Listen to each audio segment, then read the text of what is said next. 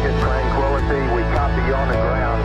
New possibilities are opening up for scientific cooperation between countries. 2, 1, 0, 0.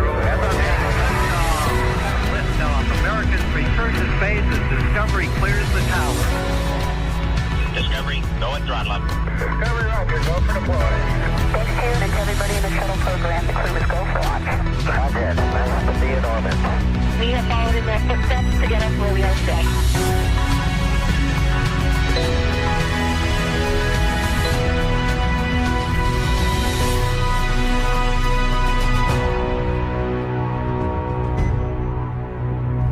Good afternoon and welcome to our live coverage of the NASA SpaceX Crew 9 mission as it returns to Earth. Dragon Freedom departed the International Space Station at 1:05 a.m. Eastern. That was 10:05 p.m. Pacific time on March 17th for those of us here in California. On board Crew 9 are NASA astronauts Nick Hague, Suni Williams, Butch Wilmore, and Roscosmos cosmonaut Alexander Gorbanov. And they are now on their way to the targeted splashdown site off the coast of Tallahassee, Florida. My name is Kate Tice, Senior Quality Systems Engineering Manager here at SpaceX. And joining me today from NASA Communications is Sandra Jones. Thanks, Kate. It's always such a pleasure to be here. Upon departing the International Space Station, Dragon underwent a sequence of departure burns. The crew then had a rest period and has since kicked off preparations for re-entry, including getting into their spacesuits and successfully performing a leak check. The next phase of the mission is when things will really start to amp up. Dragon has a series of steps to complete before returning Crew 9 home. That's right. First, Dragon will maneuver to the correct attitude and jettison its trunk, which is the cylindrical, unpressurized lower part of the spacecraft.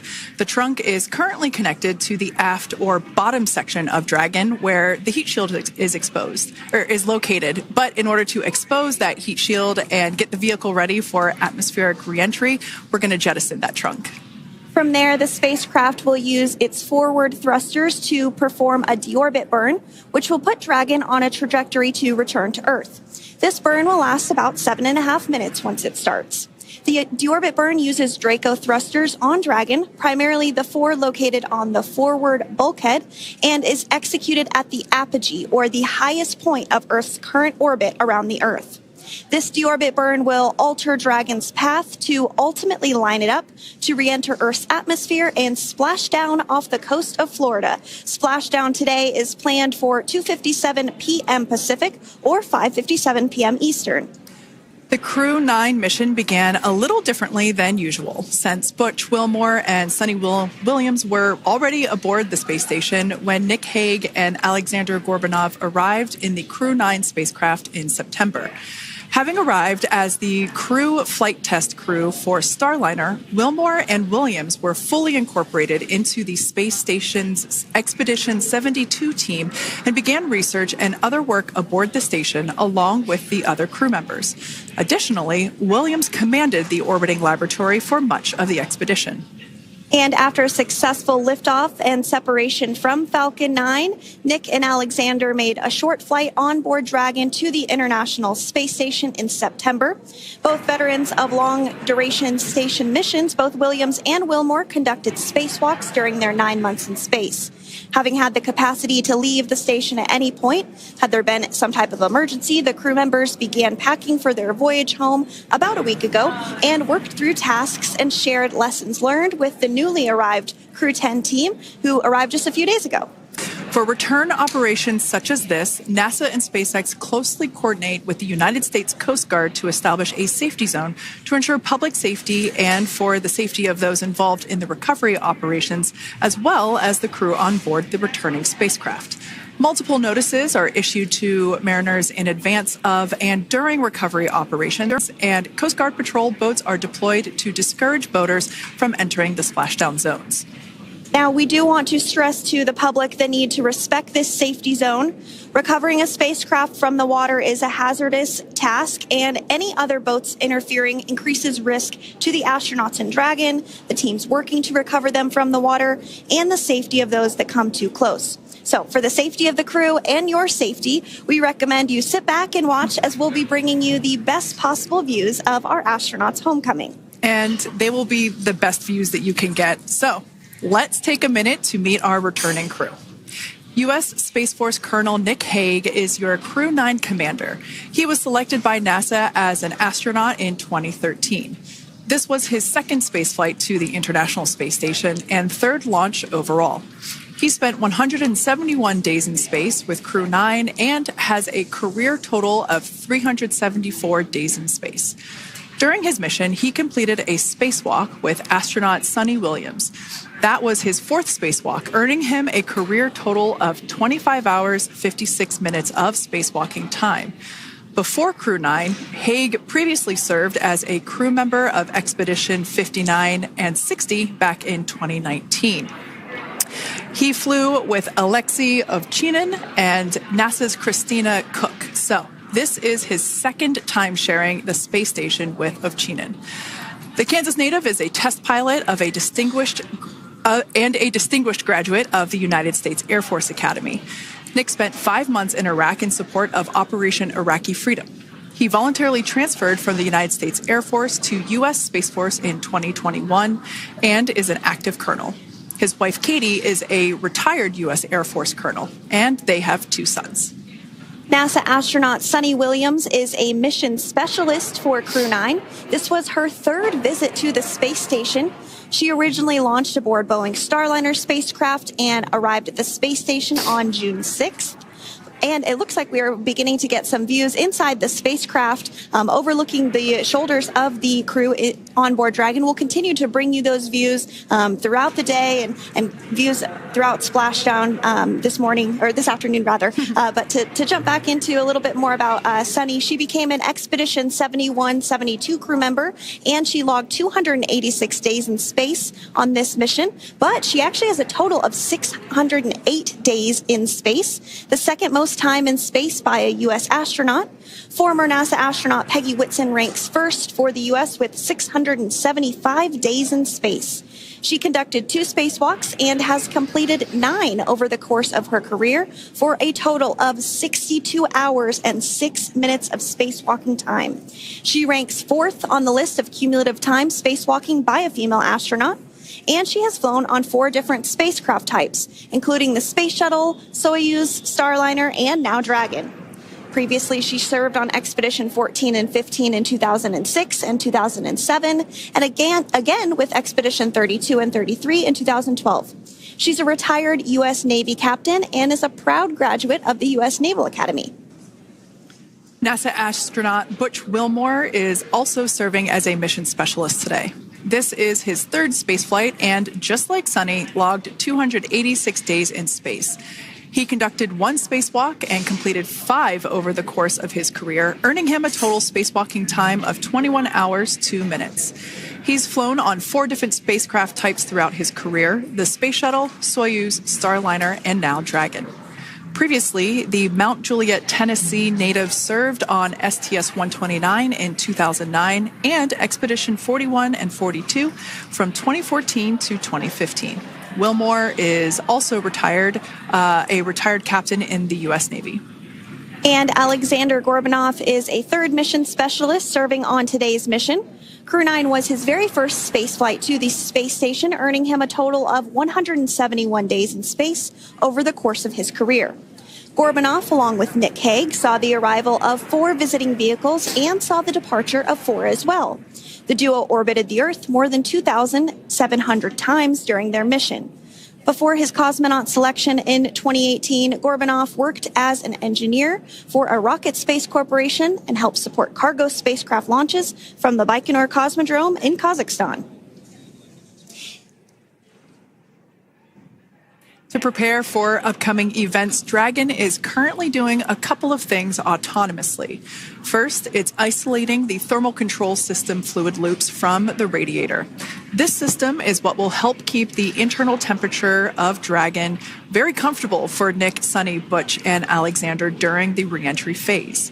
Dragon is also initiating separation of the claw mechanism, which will terminate data, power, and fluid connections between the spacecraft and the trunk in preparation for that trunk separation that I mentioned earlier. Now, as we saw before, we are hoping to get more views inside of the Dragon capsule. We will bring those, of course. We want to see more of our 4 crew members. But now a bit more of the Dragon Freedom capsule. It has flown on several missions for NASA. It first launched April 27th, 2022. To the International Space Station on NASA's SpaceX Crew 4 mission.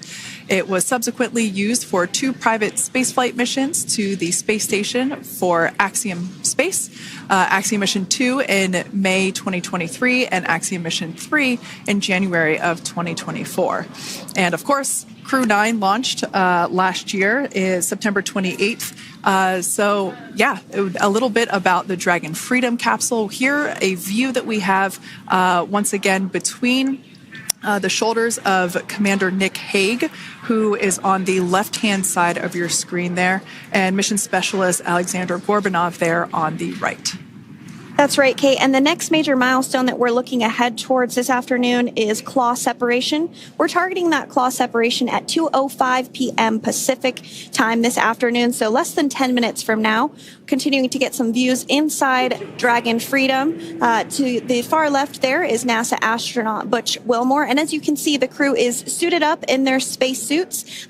They are suited up in what we call dynamic phases of flight. So when they launch, when they dock, when they undock, when they return back for splashdown. We might hear some call outs on the loops about putting their visors down. That will happen just prior to deorbit burn. And you'll hear us pause when some of those communications happen. That's because we want to make sure that we are relaying the best information to you all, and so that you hear it as well. So if you do hear us pause, that is what we're doing. You also see they have their on there, and I know the gloves are pretty unique on the Dragon spacesuits, right? They're custom created? Yes, the spacesuit overall is custom fit for each astronaut.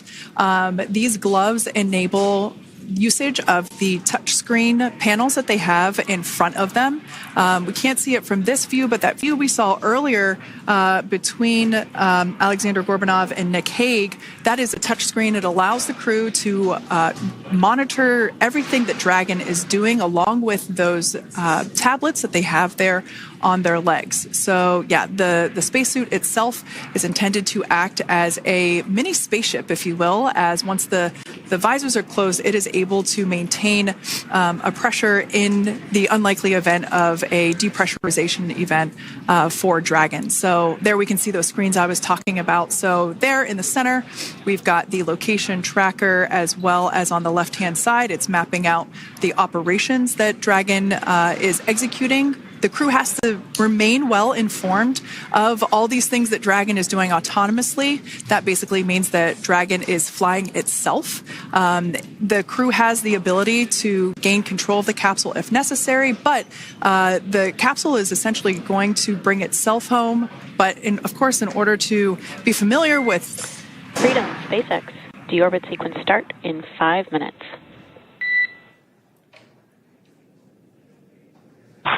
Freedom capsule. And so we did hear that call out for the deorbit sequence start to begin here in 5 minutes. That call from the ground came from the core, or crew operations resource engineer here in Hawthorne, mission control just behind us. And that went up to Commander Nick Hague. He's going to be doing the majority of the communications during the flight downhill today through splashdown, and they'll be communicating with the core all along the way. Now, we did mention that they are flying on Crew Dragon Freedom. The naming of spacecraft has gone all the way back to the very beginning of this human spaceflight program. This is a nod to Alan Shepard naming his spacecraft Freedom 7 during the Mercury program. And so the crew that first flew up on Freedom a few years ago had the opportunity to name this Dragon, and they named it Freedom. That was Crew 4 that was the first flyers on this spacecraft. It's also flown for Axiom Mission 2 and 3, and then, of course, today for Crew 9 as well. Yeah, actually, fun fact about this particular capsule, of those 4 missions that Sandra just mentioned, we have seen daytime splashdowns for 2 of those. Today will mark the 3rd of the third daytime splashdown. So there's something lucky about this particular capsule that gets daytime splashdowns. Nighttime is great because we can see even more clearly the capsule streaking through, but I personally love the daylight views because we really get even better views of the recovery team operations during that phase of the mission.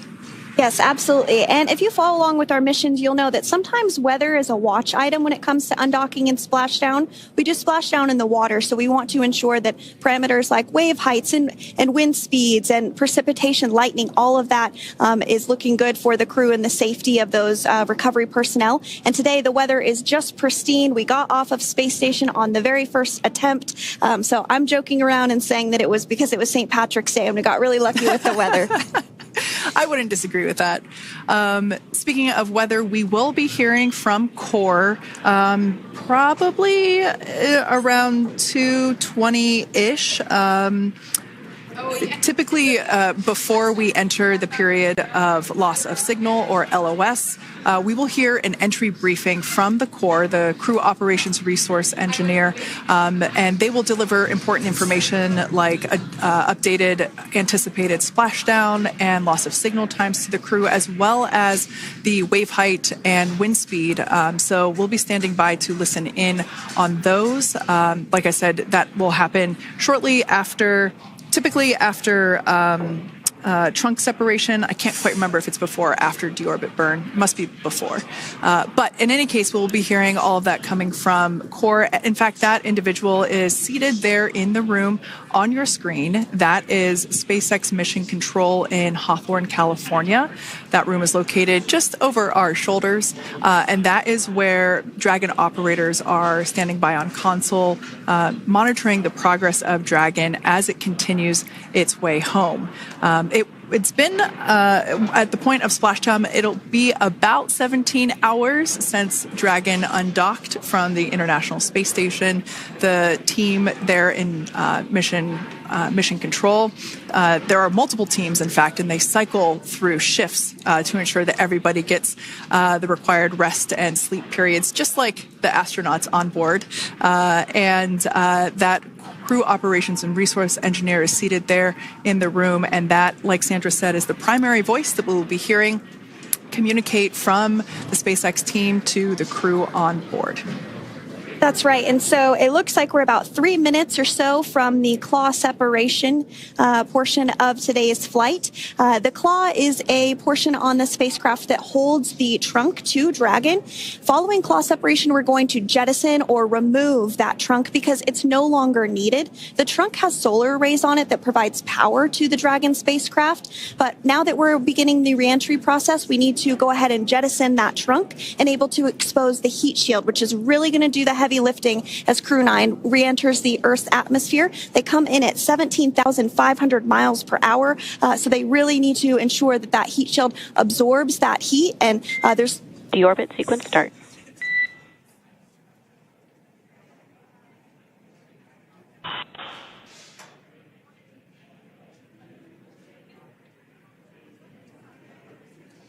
And so we did just get communications there that the deorbit sequence start has begun. So here in just a couple minutes from now, we expect to hear information or a call back about the claw separation having begun. And again, that kicks off that trunk separation portion that I was discussing to remove that, expose the heat shield, and then eventually we'll have the deorbit burn. And we'll continue to walk you through all of these milestones as we approach them ahead of our splashdown at 2:57 p.m. Pacific time this afternoon, off the coast of Tallahassee, Florida. Yeah, we're very excited to bring the Crew 9 crew home. Sandra, we were talking about the trunk separation. That trunk is on a trajectory that will re-enter in the atmosphere and break up upon that re-entry. The heat shield itself is one of my favorite parts of the Dragon capsule. It is the workhorse of the re-entry phase. It will work to protect the Dragon capsule and the crew members on board during the re-entry phase as the temperatures outside of the capsule build up to, I believe, about 3,000 1,000 degrees Fahrenheit in excess of. And meanwhile, the interior of Dragon stays a very comfortable temperature. That heat shield does a lot of the work, and we'll see that plasma build up on the exterior of the capsule. As a result of the plasma that builds up, we will lose communications with the crew. This is known as loss of signal, or LOS. This is roughly a 10-minute period on average, even less than. I believe today it is probably about 6 or 7 minutes long. It kind of depends on the mission, and it happens for every Dragon capsule that re-enters the atmosphere. Due to that plasma buildup, we're not able to communicate or command the capsule, so we stand by while we wait to regain communication after we pass through that period of loss of signal and get what's known as AOS, or acquisition of signal. Continuing to stand by for claw separation, and then we'll look towards trunk separation. It'll be just about a minute or so after that. That happens pretty rapidly in succession. Some of our milestones will take a little bit longer throughout the day. For example, we will have a deorbit burn after that will take about 7.5 minutes and helps get Dragon set up in the right trajectory to splash down in the Gulf off the coast of Florida. So continuing to stand by for claw separation.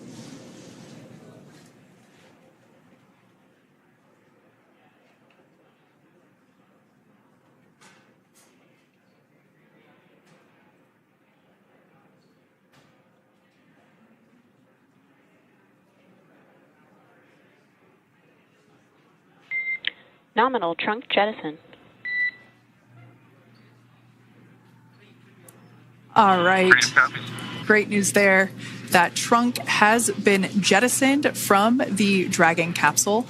So the claw was separated. That's the mechanism that connects the telemetry and power between the Dragon capsule and the trunk. In order to expose the heat shield underneath Dragon, we had to jettison that trunk, and so we just got confirmation that that has happened. So that is great news. Basically means that telemetry is looking good, and that the nitrox system is primed for cabin and suit cooling, and the heat shield, like I said, is now exposed and ready for atmospheric re-entry. The trunk served its purpose by gathering energy from the sun through its solar cells and converting that to battery power. Since we separated the trunk, we can't generate any more new power, but we really don't need to since we're coming home and Dragon has enough battery power already stored. Now, up next, the final steps that Dragon will perform prior to re-entry: the slew, or the maneuver to deorbit burn attitude, and then the deorbit burn itself. This deorbit burn is the last time that the forward Dracos, which are the 4 thrusters located on top of the spacecraft under the nose cone, it's the last time that they will ignite. The deorbit burn will place Dragon on a precise trajectory to return to the splashdown zone off the coast of Florida, off the coast of Tallahassee, Florida, and that will last about 7.5 minutes once it starts. And so deorbit burn is targeted for 2:11 p.m. Central Time, so about 2 minutes from now. As we mentioned, it's going to last about 7.5 minutes, again, helping to get Dragon into the precise trajectory to ensure that splashdown occurs in the area that was calculated and where the recovery team is already in place, ready to support splashdown operations today.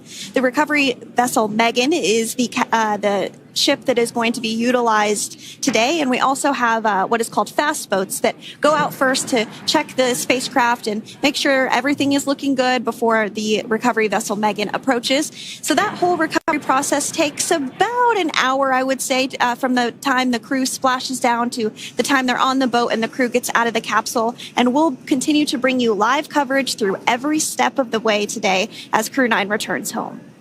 Indeed. Now, let's take a little bit of a closer look at Dragon. One of the great things about being close to the space station is that we can use space station cameras to look at Dragon. But now that Dragon is on its way home, we don't have those external cameras. So here's an animation of what the capsule looks like. We've got the pressurized section, the capsule on the top, and the trunk, or the unpressurized section, on the bottom. That's where those solar panels that we manufacture in-house are located, soaking up the energy from the sun and turning it into power for the capsule. At the very top of the capsule is the nose cone. That is where the Dracos, the forward Dracos, are located. That nose cone is currently open, not closed like we saw in that animation. Once we get through the final maneuverings for the re-entry phase, we will close the nose cone capsule just before Dragon begins its atmospheric entry to protect that forward hatch there located along with those forward Dracos. So go ahead. That's right. I was going to mention that the nose cone does open shortly after launch, and it remains open the entire time that Dragon is docked to the International Space Station. So as an example for this particular spacecraft, Freedom, since September when it docked to the International Space Station, remains open that entire time, and here shortly it will close for the very first time since September. So quick recap of what Dragon has done in recent history here. We basically began preparations for re-entry known as the deorbit sequence. So Dragon released the trunk. As we said before, we separated the claw, we released the trunk. It next will slew to the deorbit burn attitude. Slew basically meaning maneuver, so it will position itself correctly to execute that deorbit burn. We want the heat shield side to be facing forward, or first, if you will. We want that to be the leading edge of the Dragon capsule, as that heat shield is meant to basically be an ablative material for the heat that it will incur. Once we complete that deorbit burn attitude slew, we will initiate the deorbit burn itself. That will last for several minutes, expecting that to be to start here any moment now, actually, and then it will go until about 2:18 p.m. Pacific time or 5:18 p.m. Eastern time. And I did hear confirmation that deorbit burn is underway. As we mentioned, it's about a 7.5 minute burn. So within the last 10 minutes, Dragon has jettisoned its trunk and initiated the deorbit burn just seconds ago. As mentioned earlier, for those operations, NASA and SpaceX closely coordinate with the United States Coast Guard to establish a safety zone to ensure public safety and for the safety of those involved in the recovery operations, as well as the crew on board the returning spacecraft. Multiple notices are issued to the mariners in advance of and during recovery operations, and Coast Guard patrol boats are deployed to discourage boaters from entering the splashdown zones. So we do want to stress to the public the need to respect this safety zone. Recovering a spacecraft from the water is a hazardous operation, and any other boats interfering increases the risk to not only the astronauts in Dragon, but the teams working to recover them from the water and the safety of those that may come too close. So for the safety of the crew, which you see there on your screen, your safety, we recommend you sit back and watch as we'll continue to bring you the best possible views of our astronauts' homecoming. Yeah, as I mentioned earlier, this deorbit burn is the last time that we will utilize our 4 forward Draco thrusters. Forward basically meaning at the top of the Dragon capsule. Dragon Freedom has not yet entered the Earth's atmosphere. This deorbit burn is what will line the vehicle up and put it on its final trajectory to the landing site right off the coast of Tallahassee, Florida. So basically, it is the last burn that the Dragon spacecraft executes and is what really locks it in for that precise landing. As you can see on your screen right now, Nick, Sunny, Butch, and Alexander are using their screens to keep tabs on the burn duration, the Draco firings, and trajectory details such as entry angle, spacecraft perigee, and how much distance remains until deorbit burn termination. As I mentioned earlier, Dragon is flying itself. So all the crew has to do is stay strapped into their seats and keep tabs on things. Although I must say, if I had one of those window seats, it would be pretty difficult to restrain myself. Now, with Nick, Sunny, Butch, and Alexander ready to deorbit and splash down back on Earth, they will be heading to one of 8 targeted sites supported by SpaceX and NASA. All of these sites are located off the coast of Florida, either in the Gulf of America or the Atlantic Ocean. Spreading the supported sites across multiple locations helps maximize the return opportunities for this mission and future crews, lowering the chance that we'll have to wave off due to bad weather. For those of you following along, you'll know that today's splashdown marks our final Dragon recovery on the East Coast. After 6 great years of successful recovery operations off the East Coast, we'll be moving all Dragon recovery operations back to the West Coast.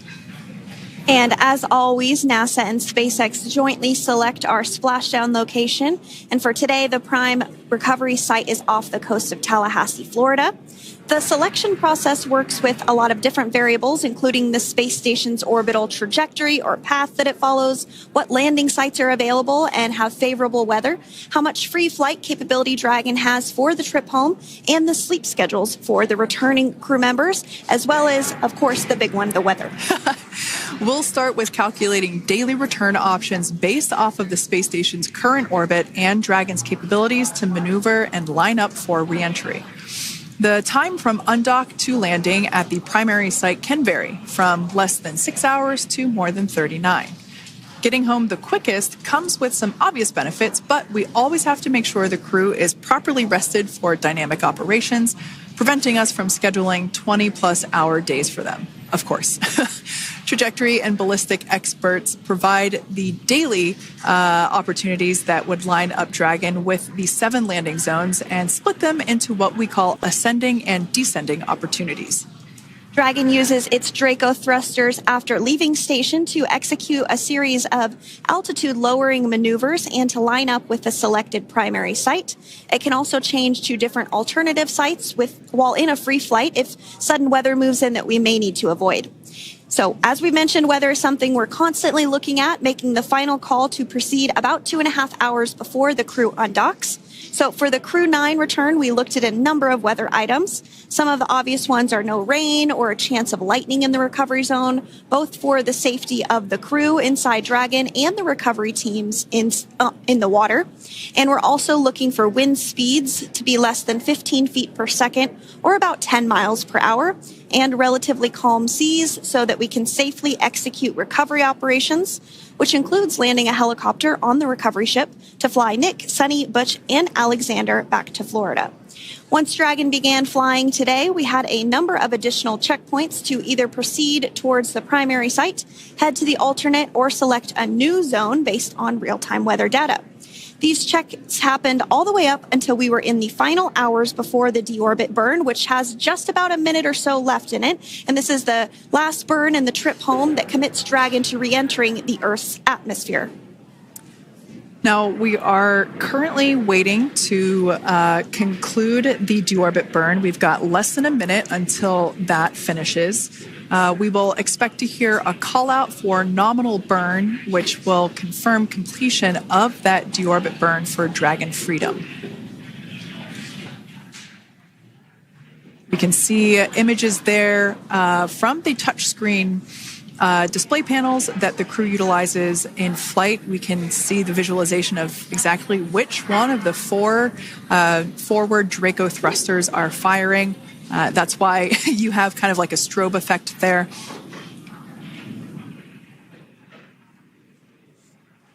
And if you're just joining us, you are looking at live views of the Dragon Freedom. On your left is Commander of Crew 9, Nick Hague. To his right is Roscosmos cosmonaut Alexander Grabenkin. And also in Gorbanov, that is Alexander Gorbanov. And then also in the capsule today is NASA astronauts Sunny Williams and Butch Wilmore. We're awaiting confirmation that their deorbit burn is complete, which is the last burn that's going to help set them up on a trajectory to splash down off the coast of Florida. Deorbit burn complete. Performance nominal. Nose cone closure initiated.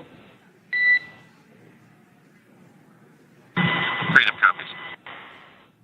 All right, excellent news there. We heard the words we were looking for, nominal burn. So that means that deorbit burn was successful and nominal, meaning as expected. And we're now beginning to close the nose cone in preparation for atmospheric reentry. So in the background, Dragon is currently inhibiting those forward bulkhead Draco thrusters that we just used to complete the deorbit burn, ensuring it's safe to latch the nose cone shut for re-entry. Also, the vehicle has initiated the nitrox suit purge, which will help keep Nick, Sunny, Butch, and Alexander cool and comfortable during re-entry, which is coming up in about 20 minutes from now. At this point, the nose cone is closing and protecting the forward hatch for re-entry, and the crew are using their screens to continue to monitor the locking of the nose cone, which is done by a set of hooks. And as we mentioned earlier, that nose cone has remained open since September, so this is the first time it's closing in a few months. Yeah, that's absolutely right. Now, we will be expecting, as I mentioned before, an entry brief from SpaceX Core. Again, that's the crew operations resource engineer who is seated in that room that you see there on your screen. That entry brief will provide updated times for anticipated splashdown as well as the loss of signal or period of LOS. And that briefing will also give us information such as wind speed and wave height at the expected splashdown location. But all in all, everything has been great today. All events have been executed on time as expected, and we are looking forward to a splashdown of the Crew 9 crew at about 5:57 p.m. Eastern Time or 2:57 p.m. Pacific Time. Between now and then, things are going to start moving quite quickly. In fact, if anything, this will have seemed like the slower part of the reentry phase. We're going to go through, like I said, that period of loss of signal or LOS. That period is a few minutes long where we are unable to communicate or command the capsule due to the plasma that builds up on the exterior of the capsule. That period, like I said, lasts for a couple minutes. You will start to hear SpaceX Core hail the Crew 9 crew a little bit earlier than expected because we, in the past, have actually regained communications a couple minutes earlier than initially anticipated. So we'll go through that period of loss of signal, that entry period, that specifically when when the Dragon spacecraft is re-entering through the atmosphere. Approximately at about 18,000 feet when the capsule is traveling at 350 miles per hour. We will see our first views of parachutes for the day. It's one of my favorite moments of return sequences is when we get to see the drogue parachutes. We'll see the drogues come out. Those drogues will help slow the vehicle down to about 119 miles per hour. And then that is when the main parachutes will come out from the Dragon spacecraft and then ultimately end in splashdown. And we are hearing confirmation that the nose cone is closed and everything was nominal or as expected with that closure. So as we begin the second half of entry, Dragon is now beginning to inject cooled nitrox into the air being delivered to the spacesuits worn by Nick, Sunny, Butch, and Alexander. Again, this is what will allow the crew to remain comfortable while external temperatures reach 3,500 degrees Fahrenheit as they re-enter the Earth's atmosphere. So the heat shield is pointing forward, leading Dragon to the landing site. Yeah. Now, speaking of the heat shield, Dragon's primary heat shield is comprised of PICA 3.0, which stands for Phenolic Impregnated Carbon Ablator. The first-gen PICA was initially developed by NASA for studying and sampling comets within our solar system. SpaceX partnered with NASA to develop PICA-X, which was the second-generation product used on all Dragon 1 cargo resupply service missions that resupplied the International Space Station on 20 missions. PICA 3.0 was developed specifically for use on Dragon 2 crew and cargo with enhanced structural and thermal capabilities that allowed the heat shield to be even more effective in the way that it utilized the ability to make that heat ablate as it goes through the Earth's atmosphere.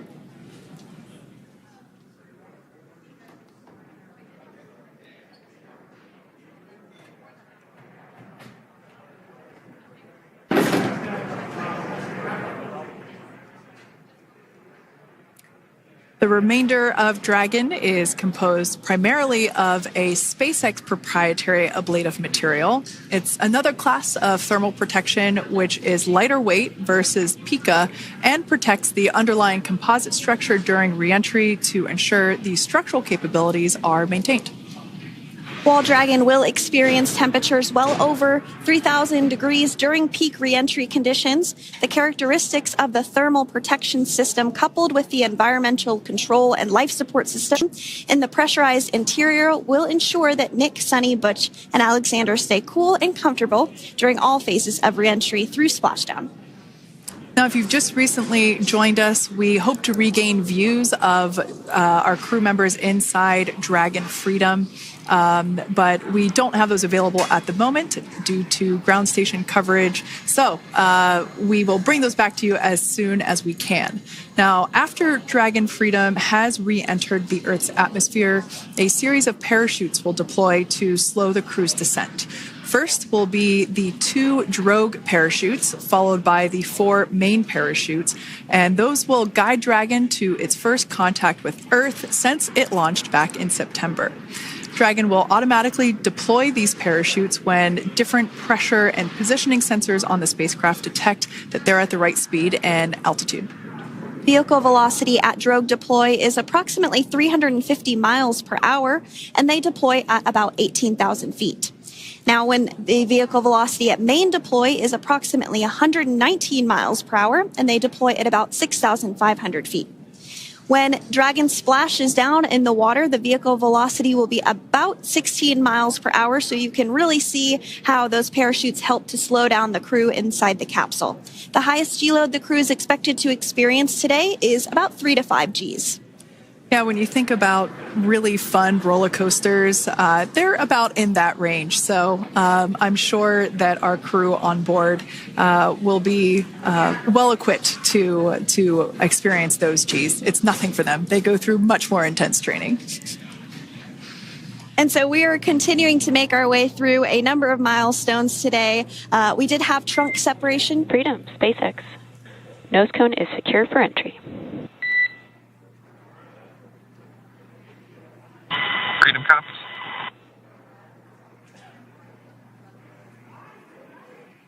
All right, great news there. That tells us that the final physical configuration change for Dragon is complete. We have closed that nose cone. This is the last physical change that Dragon undergoes prior to re-entering the Earth's atmosphere. It's important that that nose cone is completely closed because underneath it is not only where the 4 forward Draco thrusters are located, but it's also because that is where the forward hatch is located. That is the hatch that is utilized for the crew to ingress and egress from the station while it is docked on board. And since our capsules are flight proven and we reuse them on future space flights, we want to make sure that all of the integrity of that hardware remains intact. So that nose cone is successfully closed, and we're going to start moving pretty quickly here. As I mentioned before, we'll go through loss of signal. We'll get that signal back several minutes later, and then we'll see the parachute action. Yep, and then that's all ahead of splashdown off the coast of Florida. We're targeting Tallahassee as our splashdown zone today at 2:57 p.m. Pacific time this afternoon. Now, you did mention the call to the crew. They'll do some additional calculations following that burn and potentially let us know if that splashdown time has changed at all. But right now, we are continuing to target 2:57 p.m. And you can see there on your screen a path of where Dragon will be re-entering today. So if you are in the southern tip of Mexico, you might have the opportunity to see Dragon. Because it's a daytime splashdown, you probably won't have too great of views, but potentially you'll have the opportunity to get a glimpse of it there. Once again, Dragon operators, they're monitoring the progress of Dragon through this re-entry phase. That is SpaceX Mission Control located here in Hawthorne, California. That is also where the crew operations and resource engineer is seated. That person is the voice that we have heard multiple times and will continue to hear as the primary point of contact to to the crew on board Dragon Freedom. We will also hear the voice of Commander Nick Hague. Basically, after we hear the Corps communicate something, we will hear Nick Hague indicate that they copy, that they heard the message well, some sort of recognition that the message was received. And if you joined us yesterday for our coverage during the undocking, we were communicating through something that's called a big loop. We do that when we're in integrated operations with the International Freedom, SpaceX, for entry sequence. Report when ready to copy. Ready to copy. All right, I've got some updated times for you. Our comm blackout start time is 2144. Our comm blackout end time is 2151. And our splashdown time is the same per your displays, 2157.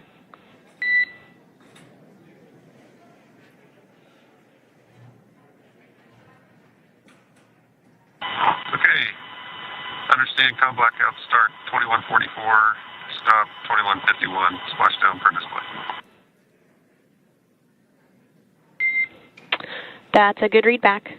And with that, please report when tablets are secured behind the elastic bands, restraints are tight, and visors are down. And copy, welcome.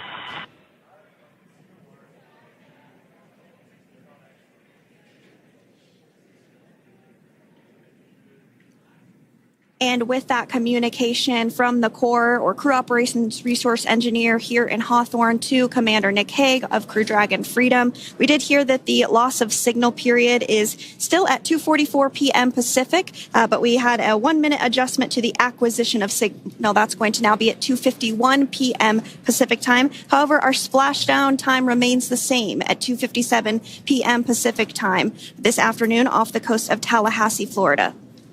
So all good news there as Dragon continues to make its way home with the Crew 9 crew. As we've mentioned before, we are splashing down on the Gulf Coast. We have ability to splash down on either side of Florida, but the location site just outside of Tallahassee, Florida is the site that was selected today due to best recovery conditions. And as Sandra mentioned before, weather is always a watch item, but everything is looking great for that particular recovery location. So I'm sure once we start getting views from the recovery vessel, I have a feeling it's going to be a pretty beautiful afternoon. And we did mention that, of course, this is a daylight splashdown, so we should be getting some great views. We do have a couple of spacecraft called the WB-57, which are high-altitude planes that NASA utilizes during splashdown operations. Those are en route and going to be tracking the capsule as it makes its way through the atmosphere and should be providing some good views for us. Kate and I were just chatting about how we haven't had a daytime splashdown in a little while, so we're looking forward to the views along with you. Yeah. Nighttime views are also great because we can see that capsule streaking through the night sky quite brightly. So like Sandra, you said earlier, daylight will be a little bit less bright, but we will definitely be able to see the SpaceX recovery team operations much clearer. I could also imagine it's probably a little bit easier for the team themselves to do their work in daytime than at nighttime. We'll see them rush in really quickly with a couple of fast boats as they begin the initial safety checks and sweeps of the Dragon capsule while also retrieving the parachutes from the surface of the ocean. The recovery vessel, the main recovery vessel, will continue to make its way closer to the Dragon capsule. It is stationed a couple miles away from the actual recovery location, the splashdown location, for obvious safety purposes. So it takes a little while for that vessel to make its way over, but once it's closer, we'll have even better views of those recovery operations.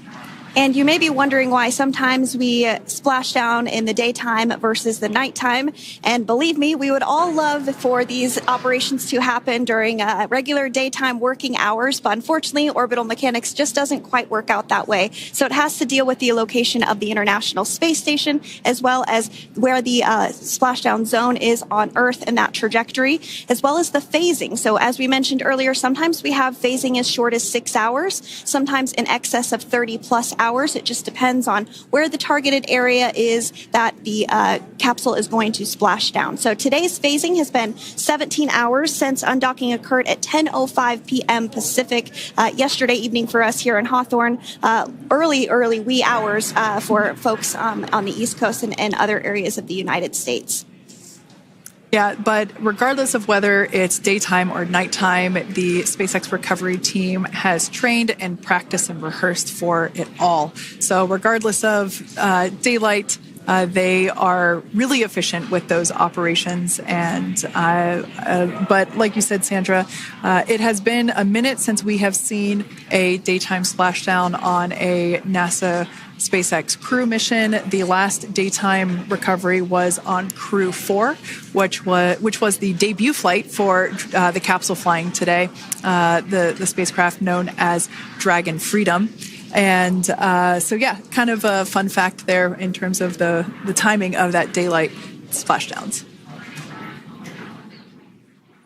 Once again, standing by for more communication with the crew. The next event that we have coming up is the start of that period known as loss of signal. That is the period still expected at 2:44 p.m. Pacific time. This lasts for several minutes while the capsule is making its way through the Earth's atmosphere. The heat shield located at the bottom of the capsule, really doing all the work at that point in time in terms of using the atmosphere to slow the capsule down from its orbital speeds of 17,500 miles per hour. Our tablets are secure, restraints are tightened, visors down. We are configured for entry. Freedom, I copied. Tablets are secured, restraints are tight, and visors down.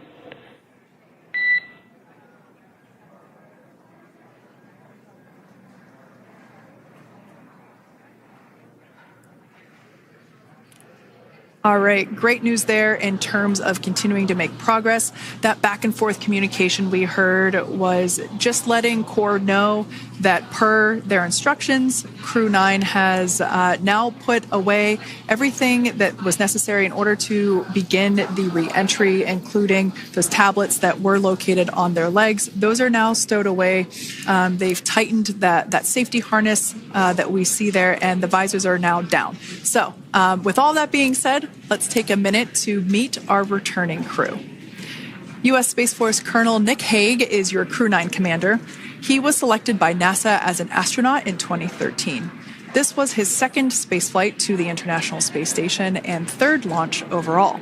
He spent 171 days in space with Crew 9 and has a career total of 374 days in space.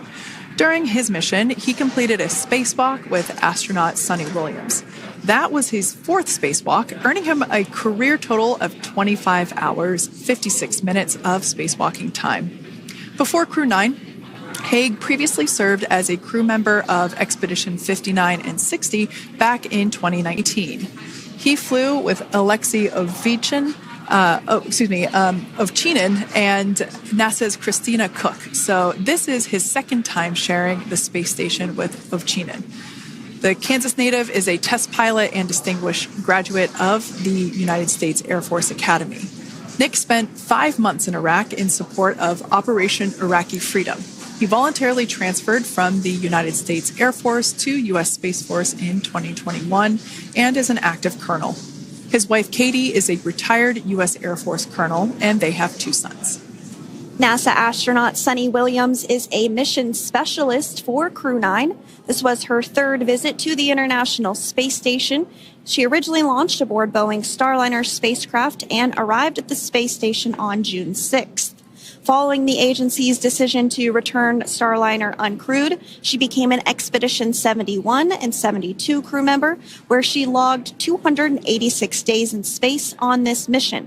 But Sunny has a total of 608 days in space, the second most time in space by a U.S. astronaut. 5 minutes until predicted comm blackout. We'll see you on the other side at 21:51.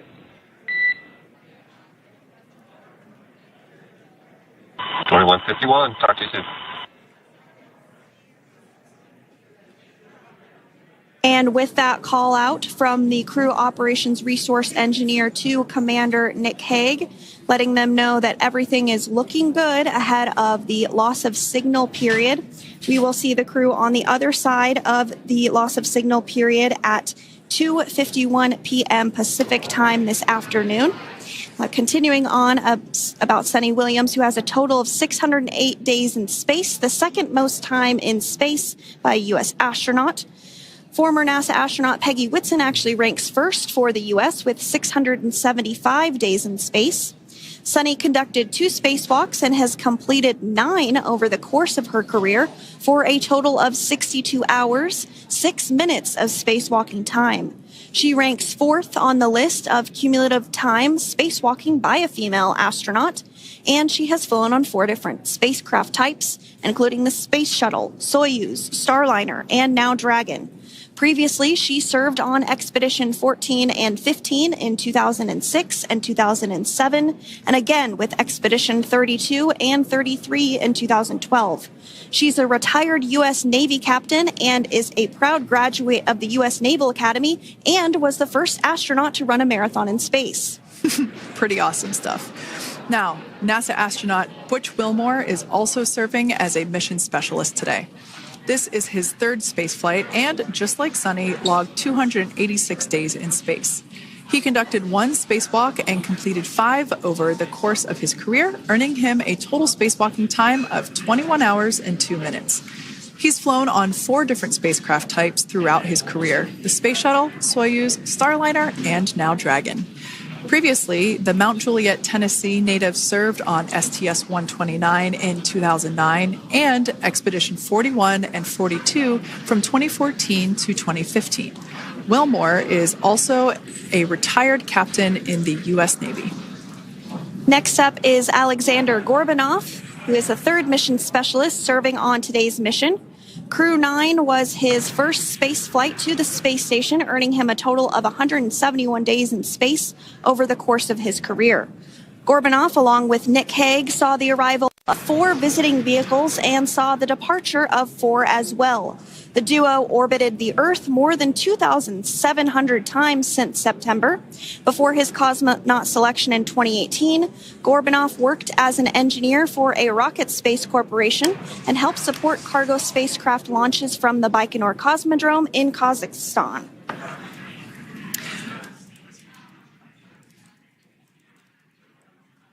So if you are just joining us, we are continuing to bring you live coverage of Crew 9's return to Earth following their mission aboard the International Space Station, where they completed science and research investigations. We are targeting splashdown off the coast of Florida at 2:57 p.m. Pacific time. The next major milestone that we'll look ahead towards is what we call loss of signal, or LOS, when we won't have communications with the crew because they will be re-entering the Earth's atmosphere. And during this process, there is plasma that builds up around that heat shield, so we are not able to communicate with the crew, but we are anticipating to regain communications with the crew at a short time from now at 2:51 p.m. Pacific time today. As we said before, everything continues to look good for the return of the Crew 9 team. We are about to go into that period of loss of signal.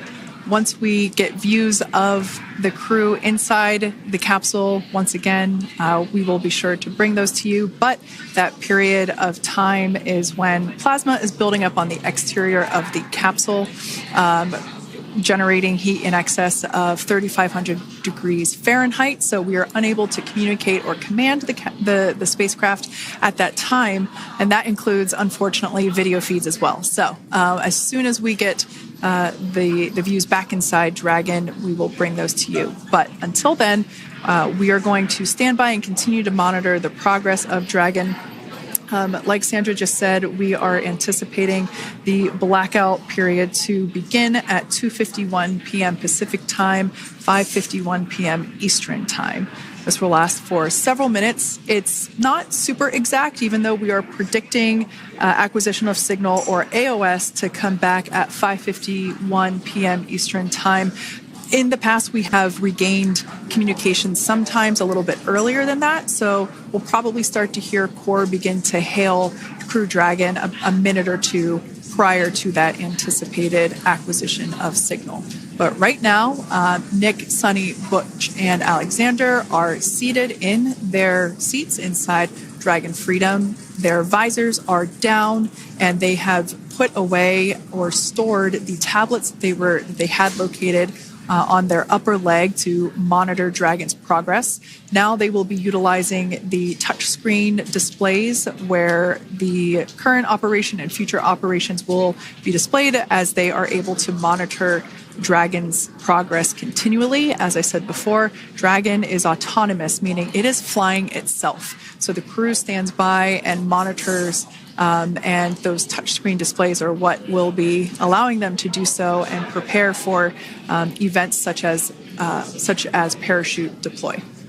And while on board the International Space Station, Nick, Sunny, Butch, and Alexander contributed to over 900 hours of science and research investigations, which is really the key purpose of the International Space Station. Now, the International Space Station is celebrating a major milestone this year, where they will be celebrating 25 years of continuous human presence in November. So if you're younger than 25 years, you've never known a day where there hasn't been a human living and working aboard the International Space Station, contributing to key science and research investigations that impact our lives here on Earth. There's research being done on Parkinson's, on osteoporosis, on cancer research, and a variety of other studies. Additionally, the microgravity laboratory provides a jumping off point for us as we venture back to the moon and onto Mars through longer duration space flights. One such example that the crew worked on during this mission was an alternative exercise device. In microgravity, the crew has to exercise for about 2 hours a day because they're not having the effects of gravity on their body. So to prevent bone and muscle loss, we counteract that with 2 hours of exercise per day. On board the International Space Station, they have 3 ways in which they can exercise. They have a bike, they have a treadmill, and they have a similar to a weightlifting machine that counteracts the microgravity environment. But a particular experiment that this crew tested out was a combination of all 3 of those in one smaller device. And this is really critical as we continue on to the moon, Mars, and beyond, because space is really important in spacecraft. So if we have something smaller that the crew might be able to utilize, that can potentially help us venture out even further into the solar system. So science is really the name of the game when it comes to the International Space Station. Some of the other science highlights that took place during this increment that are particularly interesting to me was we had the first wooden satellite that was deployed.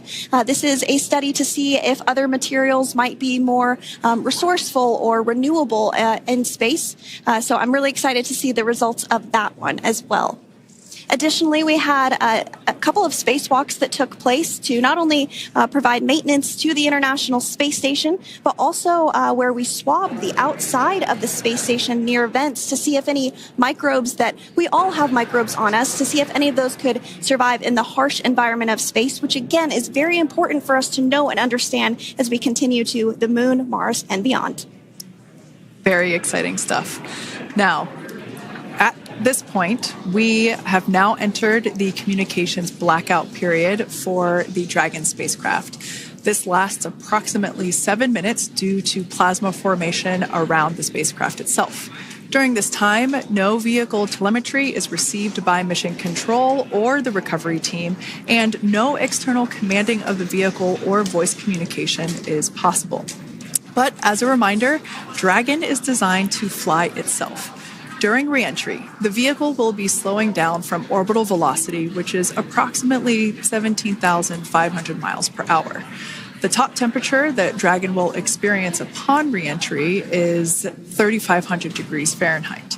This blackout period, as I said before, we expect it to last about 7 minutes today, concluding at 5:51 p.m. Eastern Time or 2:51 p.m. Pacific Time. We right there have our first view of Dragon Freedom coming home to Earth. And that view is from the WB-57, which is one of NASA's high-altitude planes that is tracking. Now, because of the way that this camera is configured, it does look like it is dark, but it is indeed daytime, and you're beginning to see that plasma trail as Dragon re-enters the Earth's atmosphere. All of that is expected. We are anticipating an acquisition of signal around 2:51 p.m. Pacific Time, so just minutes from now, and you may hear the core begin to hail out or call Dragon for communications and see if we can potentially get communications with them a little bit earlier. Following this, we'll have two events in rapid succession. We'll have the drogue parachutes deploy at 2:53 p.m. Pacific, followed by the mains just 1 minute later at 2:54 p.m. Pacific Time, ahead of a splashdown at 2:57 p.m. Pacific Time off the coast of Tallahassee, Florida.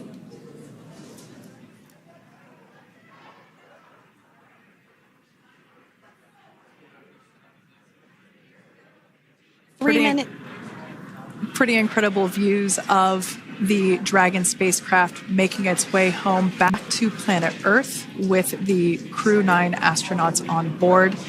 Once again, this view is coming from the WB-57 plane. That heat shield we can see doing magnificent work as it works to... Freedom, SpaceX, Comcheck.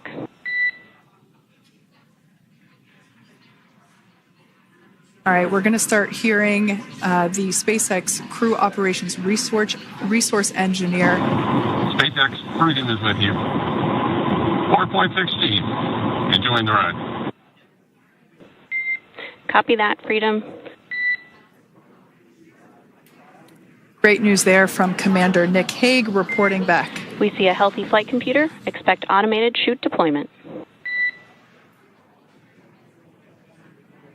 Freedom copies. Like we said before, things moving very quickly as Dragon Freedom makes its way home. Next event coming up will be deployment of the drogue parachutes. This occurs around 18,000 feet. GPS has converged. Expect nominal altitude for drogue chute deployment.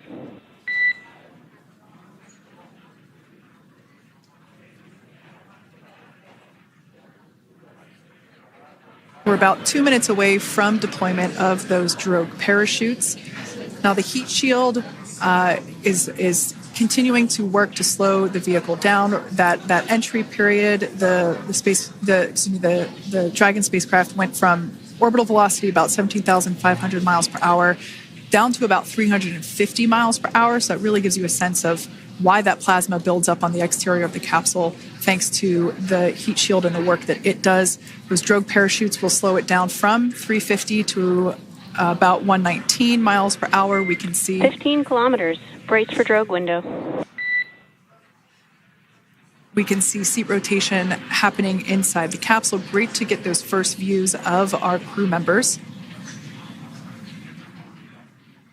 Once again, the capsules are going about 350 miles per hour when the drogues are deployed.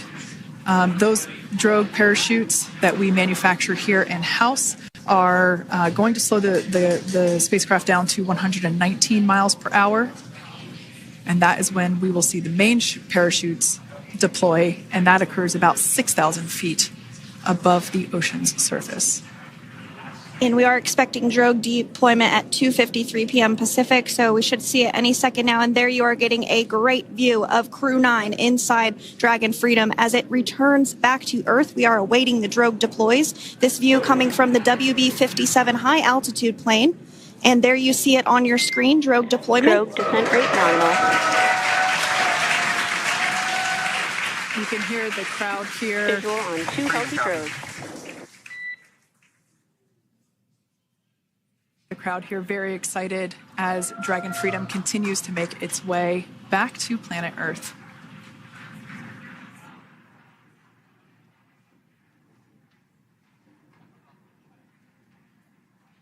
Next up, we'll stand by for the main deployment of the parachutes.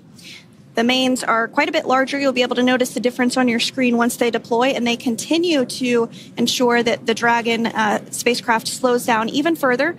As we mentioned, Freedom will be traveling 16 miles per hour when it splashes down off the coast of Tallahassee, Florida, here at 2:57 p.m. Pacific time this afternoon. And there we go. We have visual on 4 healthy mains. That view was from inside. Freedom copy. That view was from inside one of the buckets where the parachutes are located. So we see a great view there of the reefing on those parachutes. And as those main parachutes begin to inflate fully, 4 beautiful, healthy mains.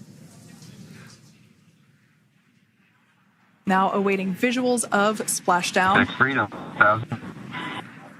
We'll start to hear Commander Nick Hague. Copy, 1,000. As we heard right there, Commander Nick Hague will be calling out the altitude of the Dragon capsule from here on out. Landing in water is simpler and provides more margin against unlikely parachute issues. You can see those parachutes continuing to slow the Dragon capsule down. And if you're just joining us, you're looking at 800 meters. a live view of Crew 9, just minutes away from splashing down off the coast of Tallahassee, Florida. Splashdown 2 minutes from now at 2:57 p.m. Pacific. We do have 4 healthy mains really doing the job there. Just breathtaking views of a calm, glass-like ocean off the coast of Tallahassee, Florida. Crew 9 just minutes away from splashing down. This is really such an incredible shot. Copy, 600. That was a live view from our recovery vessel, Megan, which is stationed a couple miles away from the splashdown site. We can see the crew there using their restraints as resting places for their arms. They were just in space moments ago, so their arms were able to float freely. 400 meters. This is a gorgeous bluebird day here that we have for the splashdown of Crew 9. It's incredible to think that the Dragon capsule just minutes ago was going over 17,000 miles per hour and now gently coasting to a soft splashdown. 200. Copy, 200 meters. Brace for splashdown.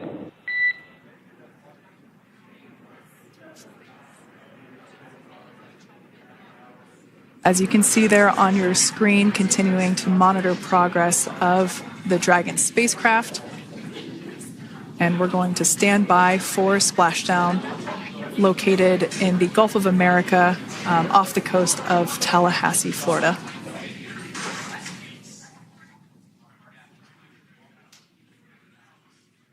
And splashdown. Crew 9 back on Earth.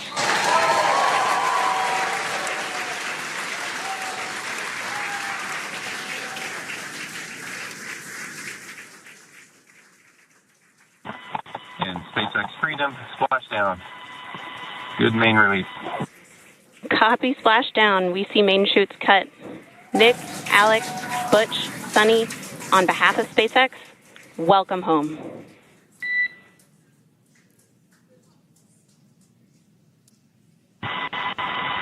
It is an amazing, what a ride. I see a capsule full of grins ear to ear.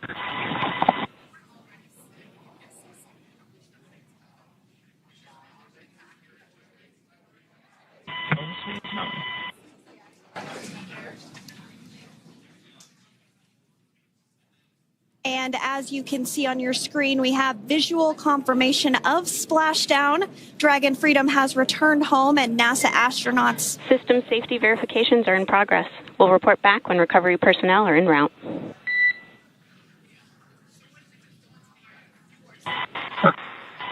Understand. And we're in section 2, 4.800 landing response. And looking for your word on if it is necessary.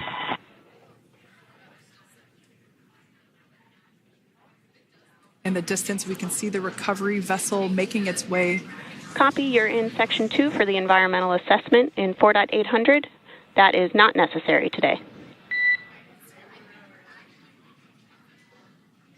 Understand. Raising buzz. So we will continue to have communications between the Corps and Nick Hague, the commander of Crew Dragon Freedom, which just splashed down 2 minutes ago off the coast of Tallahassee, Florida. Dragon Freedom has returned home with NASA astronauts Nick Hague, Sonny Williams, Butch Wilmore, and Roscosmos cosmonaut Alexander Gorbunoff. They're back on Earth after approximately 17 hours of a return journey from space. The SpaceX recovery ship and team have been waiting for Dragon's splashdown, and they will now make their way to the splashdown location. The teams have been ready and waiting about 3 nautical miles away, so it's going to take them about 30 minutes or so to make their way and to SpaceX Freedom. Pretty sure we're in stable 1. Copy, stable 1. We see the same. It's going to take about 30 minutes for the recovery team to make their way over to Nick, Sonny, Butch, and Alexander, who are still seated and secured inside that Dragon spacecraft there on your screen. Incredible views there of that thermal protection system, or TPS. That Dragon capsule was pristine, white color before it departed the station, and we can see how the reentry phase, the thermal protection system did its job. Now, if you're wondering what that hole, that like bucket area is, that is underneath the side hatch. That is where the main parachutes were stored. So when we saw the Dragon capsule docked at station, it looked very different. The panel that protects and covers the main parachutes, that was still intact, as well as the panels that enclose where the drogue parachutes are located. We can see those fast Freedom. boats. SpaceX is go for recovery personnel to approach. Expect personnel alongside in the next few minutes. Freedom copies. We can see those fast boats. We weren't kidding when we said they were fast. While it does take about 30 minutes for the main recovery vessel to make its way over to the capsule, these fast boats will be doing a couple of things simultaneously. A couple of them are going to be working to retrieve the parachutes that you see in the background there of this drone shot. Those parachutes will be retrieved from the ocean surface. We want to make sure we are able to pull those out. The recovery vessel there closest to the spacecraft is going to be performing some safety checks. We can see there they're using an instrument that is basically working to detect if there are any hypergolic vapors or fumes that are still residing in and or around the Draco thruster nozzles or outlets. The hypergolic fuel, which is necessary for on-orbit burns to maneuver the spacecraft. Unfortunately, those hypergolics are unable to be breathed. They are toxic, and so this team here is doing those initial safety checks to make sure that it is safe for the rest of the recovery team to approach the spacecraft.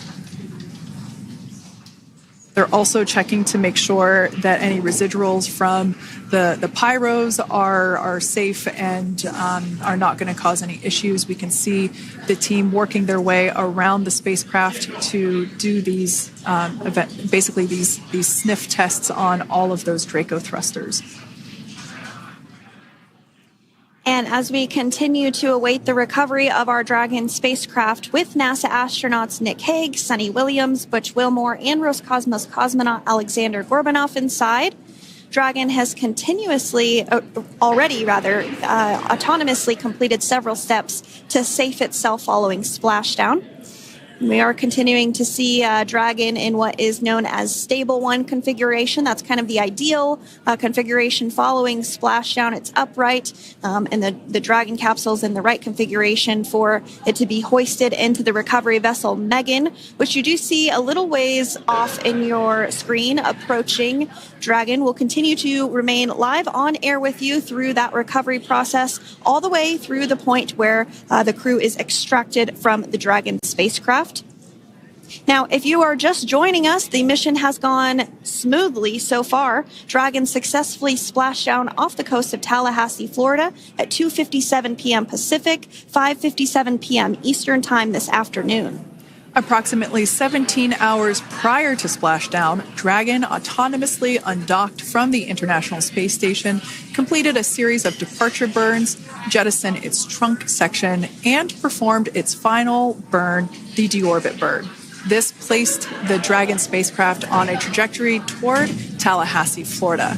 Dragon successfully re-entered the Earth's atmosphere, followed by deployment of its parachutes to slow the spacecraft down to a gentle splashdown. We're now going to follow the Freedom. Hypergol sweeps and unfired ordnance checks are nominal. Rigging is in progress. Approximately 25 minutes until capsule lift. Stand by for PMC with SpaceX flight surgeon. Copy. And so what we did just hear there was communications that those hypergol checks were complete. They didn't find any of that upon those checks, so we'll continue to move through the timeline. Next up is a process called rigging, which you see happening right now on your screen. This is when a SpaceX recovery personnel actually works to climb aboard the capsule and work through procedures ahead of lifting onto the nest of the recovery vessel Megan. We heard it's going to be about 25 minutes or so until that lift actually takes place.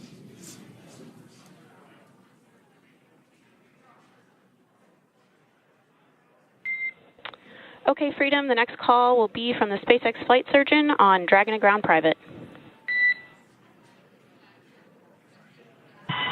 Understand. Thank you. callouts there indicating that the crew will have the opportunity to do a quick check-in with the SpaceX flight surgeon. This is standard procedure for every Dragon spacecraft when it returns to Earth. It's just an initial check-in, make sure everybody is doing okay. They will also have another check-in with the flight surgeon once they are on board that recovery vessel that you see there in the background. We can now see that SpaceX recovery team member they're on top of the Dragon spacecraft. They are going to be working to install plugs in the Draco thrusters to ensure that none of those, and to ensure that no more hypergolic fumes or vapors come out from the spacecraft. They'll also place harnessing around the spacecraft that are required in order to lift it out of the water. Go ahead, Sandra. Continuing to get some views of the recovery personnel, both the main recovery vessel Megan, as well as some of those fast boats that we've discussed previously. It looks like just a beautiful day there out off the coast of Tallahassee, Florida. Weather was pristine. We were able to get undocked from the International Space Station as expected at 10:05 p.m. Pacific time yesterday evening, and Crew Dragon has since completed steps ahead of its splashdown at 2:57 p.m. Pacific, and we're now stepping through procedures to get Dragon hoisted up onto the Megan recovery vessel and get the crew extracted out of the spacecraft. And you did see some of the parachutes that were near the spacecraft. Upon detection of landing, Dragon automatically releases those main parachutes to prevent wind from pulling the spacecraft. Dragon then automatically safes any pyrotechnics that may still be present on the vehicle and may automatically perform additional minor system reconfigurations. The astronauts will remain seated and in their suits at this point, but the onboard air conditioning keeps things temperature controlled inside the spacecraft so the crew remains comfortable, and the communication systems... Freedom, SpaceX, comm check. SpaceX, this is Freedom. We have loud and clear. Copy that, Freedom. Have you loud and clear as well, and Dragon to ground is no longer private. Understand. Thank you. As we saw there on the screen, we have a couple of fast boats in the recovery fleet that have quickly moved into the splashdown location. They are being followed by one of the main recovery vessels, which will move into position upwind of the spacecraft. The two fast boats have very specific roles. Excuse me. The first approach is focused on immediate safety inspection, as we saw. They do this for spacecraft integrity and checking for any presence of those hypergolic propellant vapors. And this ensures that it is safe for the recovery vessel to approach Dragon. Once Dragon is cleared for full approach, as we heard is the case today, the team begins rigging the spacecraft for water recovery by the recovery ship. The second fast boat is responsible for parachute recovery and also serves as a redundant boat to the first one that makes the initial approach to the Dragon spacecraft. As we saw a little bit earlier, we were also able to see one of the recovery team members get on a jet ski to help gather up the parachutes that were automatically detached from the Dragon spacecraft upon splashdown. And it will take a little over 10 minutes for the recovery crew to complete their safety checks. Once complete, the team will begin preparing Dragon to be lifted. And as you see, they are preparing for that to take place at this point. As part of the preparation for this lift, one member of the recovery team has climbed on top of the spacecraft already so they can attach Dragon's hoist rings and connect to the lifting lines. It will take us less than an hour to raise Dragon to the recovery boat and remove the crew from the spacecraft. After medical checkouts, the crew will return to land within 4 hours by helicopter. And if no additional medical assistance is needed, the crew will board a waiting NASA plane and depart for Houston.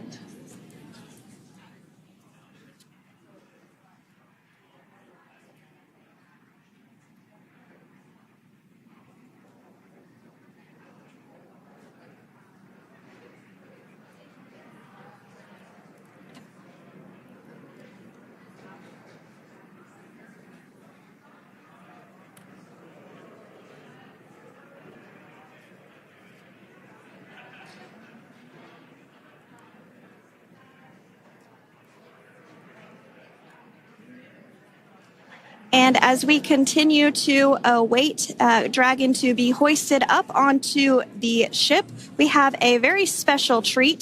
NASA Public Affairs Officer Jaden Jennings, who is actually on the recovery vessel and had a bird's eye view of the splashdown today. Jaden, how are you? How was the view from the recovery vessel? Hi, Sandra. How do you hear me? I've got you loud and clear, Jaden. It's so great to hear you. Awesome. So splashdown, Sandra, was nothing Freedom, short of be advised. spectacular. We are transitioning the forward link. Comm will be unavailable for approximately 5 minutes. Freedom comes.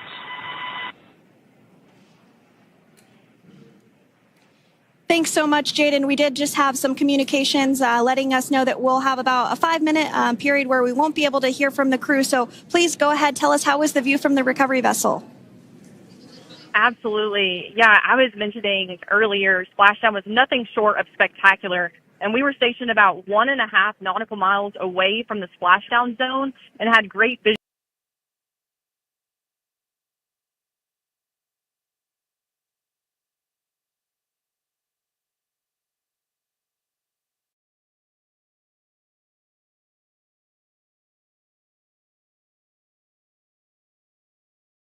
here on the recovery vessel Megan.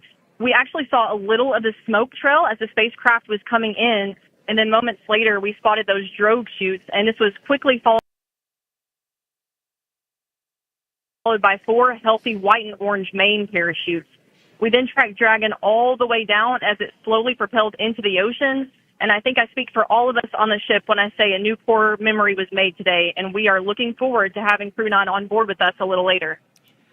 Jaden, that is amazing. Now, obviously, we are watching it here on camera, and the landing conditions look pretty good, but how was it from your perspective? What is the sea state out there? Absolutely. Absolutely. So we've had optimal conditions for splashdown, and today it is sunny and 63 degrees outside right now with clear skies, light winds, and calm seas. The sea looks absolutely beautiful right now, and light blue with the sun reflecting from it. And, Kate, I think the crew's going to like what they feel weather-wise on this picture-perfect day for splashdown off the coast of Tallahassee. Thanks so much, Jaden. It certainly looks like a beautiful day. Can you tell us a little bit about the journey of the recovery forces to get to this point? Sure. So one unique aspect of this recovery was the onboard training on station conducted for Butch and Sunny to ensure they were ready to return on a Dragon spacecraft. That training covered all aspects of their return, including nominal and contingency departures, deorbit burns, splashdown, and post-landing ops, which is what this team is preparing for now. As for the recovery teams themselves, we started the day taking a series of helicopters out to the vessel. And as standard, the recovery director and crew support teams were on that first helicopter out and took the time to get everything prepared on the ship. About 2 hours before splashdown, they deployed those fast boats and jet skis into the water. I was actually on the second helicopter out, and we were on the vessel about an hour and a half before splashdown and landed on top of the helicopter pad on the Megan. And the teams have been working diligently across their respective disciplines this week, executing what can only be described, in my point of view, as a logistical masterpiece, just ensuring every detail has been in place for Crew 9's return. That is such great news. I'm so glad that you're able there to experience it in person. Now, can you tell us a little bit about what's next to retrieve the crew for the recovery personnel on board? Yeah, Kate. So coming up next, Dragon will be hoisted into the on-deck translation system, or the nest, at the aft end of the ship, and then will be translated pretty quickly towards that egress platform. We'll perform another series of safety checks as final precautionary measures just to make sure there are no hypergolic vapors present before opening that side hatch. And then once that side hatch of the spacecraft is open, the crew will be assisted out of the capsule one by one from NASA and SpaceX. Freedom, SpaceX, comm check. Freedom's got you loud and clear. Thanks, Nick. I've got you loud and clear as well. We have completed our forward link transition.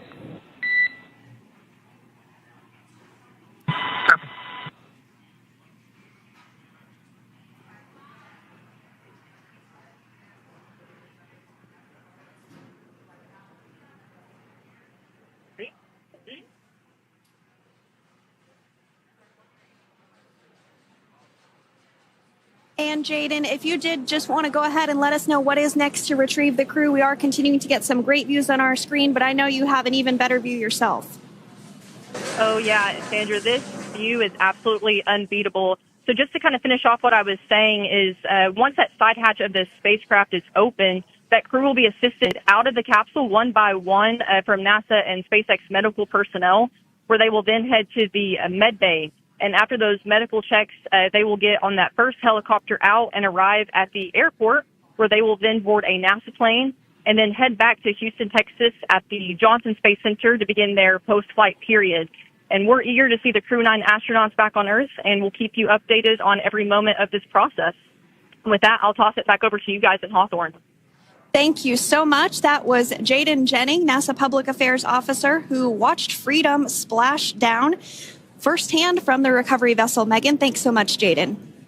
So we are continuing to get these great views on our screen here of Freedom. As we mentioned, it splashed down at 2:57 p.m. Pacific time off the coast of Tallahassee, Florida. The recovery personnel are continuing to step through procedures to hoist Dragon onto the recovery vessel Megan there, which is now coming into view. You can see just how close Megan is at this point. And that's that helicopter pad that Jaden was just discussing, where the crew will fly off of onto the coast of Florida, and then eventually they'll fly back to Houston. Just underneath that helicopter pad is that translation deck where we will see the nest once it is loaded up with the Dragon spacecraft on board. The nest will be translated to the forward end of the recovery vessel, and that is where our Crew 9 team members will egress from the Dragon spacecraft. Now, here on your screen, we can see dolphins, actually, who want to come and play with Dragon. Now, one of the fast boats there in place, working to assist the recovery team member. It's incredible. I just love these views. We really see them even better in daytime, but just seeing the recovery team work in tandem to step through each step, to step through each operation. Obviously they're getting quick assists from the honorary part of the recovery team, those dolphins in the water there. Now, the recovery team member that is crawling around the Dragon spacecraft. Earlier, we saw a view where it was like a spider monkey pose. We can see that individual now standing in the bucket where the main parachutes were stored while Dragon was on orbit. Obviously, those main parachutes were utilized for splashdown today. They were deployed and cut from the Dragon capsule, and one of the other fast boats of the recovery team working to pull those out of the water. Now, the recovery team member that is there working on top of the Dragon capsule. Earlier, we saw that person performing safety checks. Now we can see some harnessing being placed around the capsule. This harnessing is what will be used to lift the Dragon capsule out of the water and onto the recovery vessel. Wow, we got a cute little pod of dolphins. It wasn't just one or two. I mean, that water just looks beautiful. We had ideal splashdown parameters today. Obviously, wave height, ne'er a concern. The weather is beautiful, as Jaden mentioned, in the 60s, sunny. Looking forward to seeing Crew 9 exit the capsule here shortly once they get hoisted onto the recovery vessel Megan. We can see that recovery vessel slowly but surely closing the distance there between... Oh, dolphin cam back again. We can see that the Dragon capsule and the recovery vessel, that distance is closing. Again, this is just one more step as we continue to work recovery operations for Dragon Freedom, and we anticipate the lift of the Dragon capsule to occur here in just a few minutes.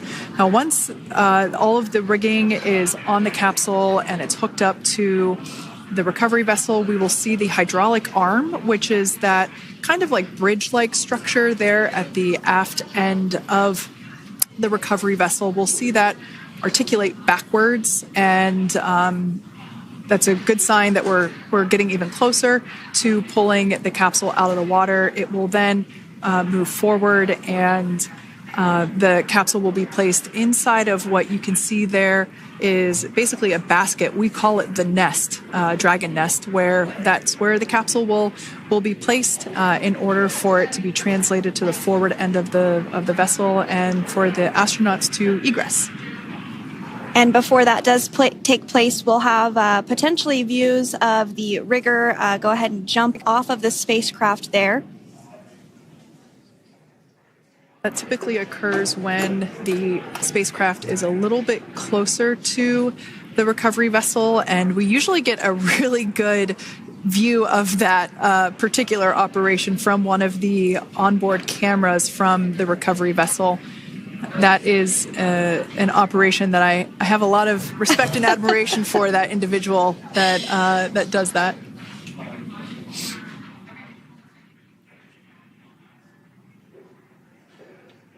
So again, Dragon continuing to get closer and closer to the recovery vessel Megan. You see some of those ropes now coming into view as well. If you are just joining us, Crew 9 splashed down off the coast of Tallahassee, Florida at 2:57 p.m. Pacific time with NASA astronauts Nick Hague, Butch Wilmore, Sunny Williams, and Roscosmos cosmonaut Alexander Gorbanov. They're now working through procedures to hoist this spacecraft up onto the recovery vessel Megan. We just saw that hydraulic arm get lowered into the lifting position. That arm will be the mechanism that is utilized to lift Dragon up and out of the water and into the nest located there at the aft end of the recovery vessel. And the recovery vessel being used today is, as we mentioned multiple times, is named Megan, but that's actually after NASA astronaut Megan McArthur, who flew on Crew 2 a couple of years ago.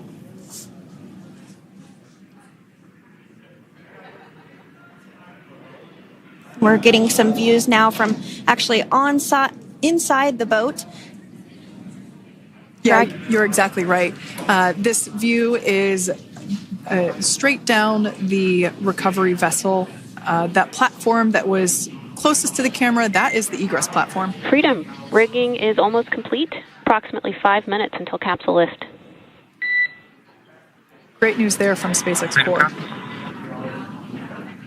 So about 5 minutes left until we see Dragon Freedom get lifted out of the water. That hydraulic arm, as I said before, is the mechanism that will lift it. It's quite swift, actually, the whole process of getting the spacecraft. Brace for capsule lift. Bracing. There it goes, Dragon Freedom being lifted out of the water and onto our recovery vessel, Megan.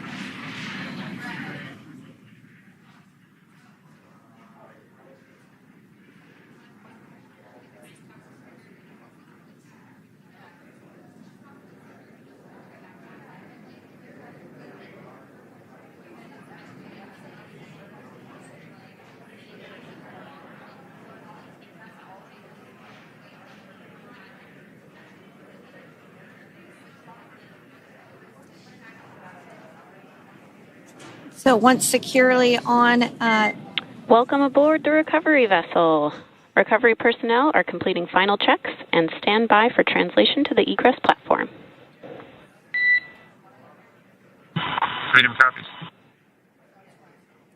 Great news there, letting us know that Dragon Freedom has been successfully recovered from the water's surface. If you've just joined us, we had an on-time splashdown at 5:57 p.m. Eastern Time, and we can now see that the water recovery operations are continuing to progress. The nest where the Dragon spacecraft is located is going to get moved forward. This will happen after one of the recovery crew members does some checks, and we'll also see some hosing. Obviously, the spacecraft splashed down in salt water. Salt water is corrosive, and we want to try and rinse out as much of the salt water as possible to reduce that corrosion on the metallic structures. So we can see some guidance there being provided, really steering the spacecraft properly into the Dragon's nest. And it's been 30 minutes since Dragon splashed down, and as you can see there, the spacecraft is already on board the recovery vessel Megan. Things continuing to move very smoothly today throughout the entire operations from the deorbit burn up until this point as well. And Freedom, it looks like the positioning wasn't quite right, so they are working on repositioning the capsule in the nest now. Okay, copy that. Thanks.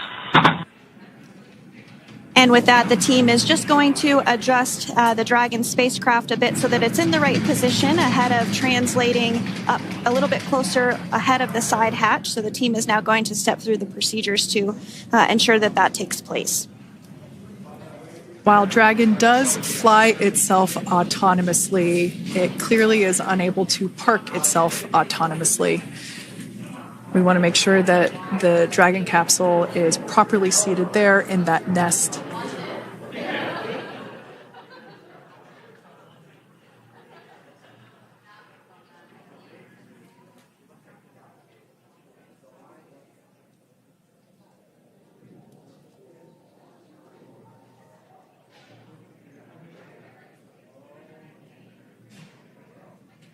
Once Dragon is fully seated in the nest, we'll probably see a bunch of that salt water come out from the bucket there located underneath the side hatch.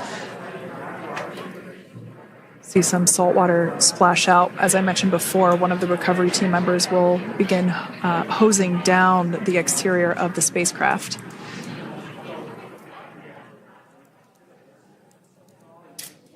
So you are continuing to get some great live views on your screen of Crew 9, which includes NASA astronauts Nick Hague, Sunny Williams, Butch Wilmore, and Roscosmos cosmonaut Alexander Gorbanov, who splashed down off the coast of Tallahassee, Florida, 2:57 p.m. Pacific time this afternoon. Now working to get that spacecraft situated in the nest. Just making some final adjustments and tweaks to ensure that it's nice and secure.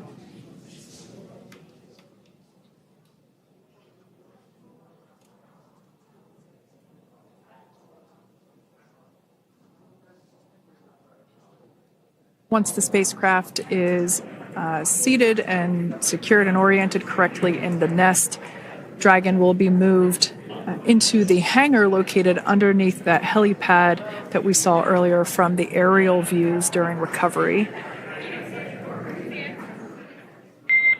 All right, Freedom, looks like you are settled into the nest now. Team is working through hypergol sweeps. Copy all.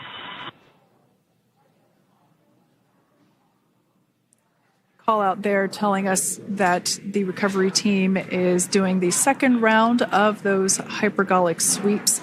This helps ensure that everyone, all the recovery team members that are located basically right where this camera is located on, towards the forward end of the recovery vessel, that they will all be safe once the spacecraft is translated forward. So we're just doing some additional steps to make sure that the hypergolic propellant that is utilized for maneuvering the Dragon capsule while on orbit, making sure that none of those vapors are still present on the exterior of the capsule. That's right. And there are a variety of individuals on board the boat that help with recovery operations. Not only do we have the recovery personnel that you see here, but we also have a doctor that will check out the crew members as standard procedure. As with any spacecraft that is returning from space, we always perform a medical check with the crew. So you will see the crew come out of the capsule and be placed on stretchers, just like with the Soyuz landing and with all of our Dragon splashdowns. That is the nominal procedure.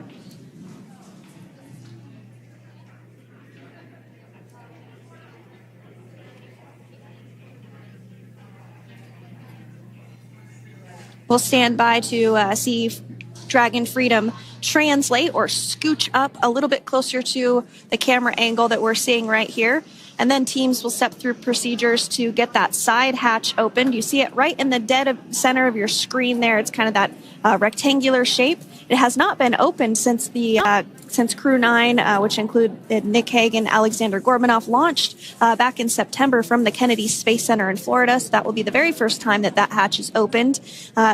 Once docked to the International Space Station, crew enter through the top hatch, which was where the nose cone is now closed. That's the hatch that they actually utilize to go ahead and get inside the International Space Station.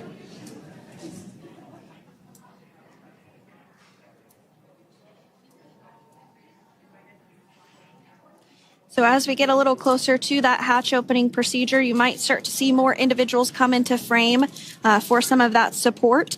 The ship has a maximum capacity of a little over 40 people on board, and it takes a variety of different roles, as we've discussed, to support. Also on board is the chief of the astronaut office for NASA. That's Joe Acaba.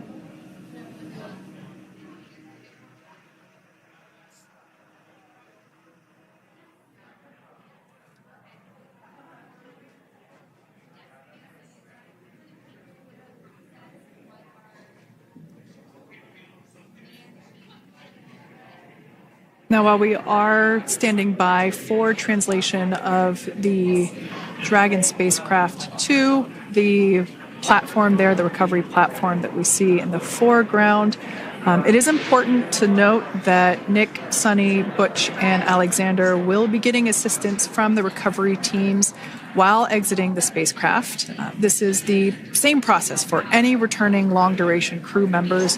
As you could imagine, returning to a gravity environment can wreak havoc on our vestibular system, which is responsible for maintaining balance and motion. Of course, safety is our number one priority with this operation, so we'll see the crew members helped out of the spacecraft one by one, and they will be assisted the few feet to the medical quarters aboard the boat. And on board Dragon are three veterans space flyers. That includes Nick Hague, the commander, as well as Butch, Wilmore, and Sonny Williams.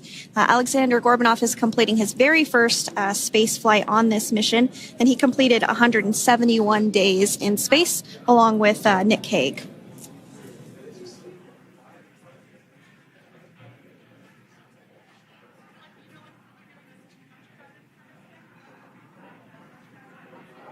For those of you that have just recently joined us, well, I would encourage you to hit that rewind button and go back a few minutes. It was a beautiful splashdown of Dragon Freedom with the Crew 9 cohort on board. They had an on-time splashdown at 5:57 p.m. Eastern Time, 2:57 p.m. Pacific Time. We can see that the spacecraft... Freedom translation is in progress. Copy, and seal it. We can see that spacecraft was successfully recovered from the ocean surface and is now being washed with fresh water, as obviously they splashed down in salt water. So we're trying to rinse off as much of that salt water as possible. And we can see the spacecraft continuing to move closer and closer to that recovery deck. Freedom, the crew is working on side hatch opening now. Expect hatch open in about 2 minutes. Okay, copy that. And Kira, just wanted to say that you guys, you and the team did an awesome job, both uphill and downhill. Just really, really impressed. Thank you. Thanks, Nick. It's been an honor. This is a pretty exciting moment coming up. We are working to open the side hatch. One thing that may not be obvious from, just looking at the spacecraft here is that this side hatch that we're about to open, the last time it was open was when this spacecraft was at the launch pad.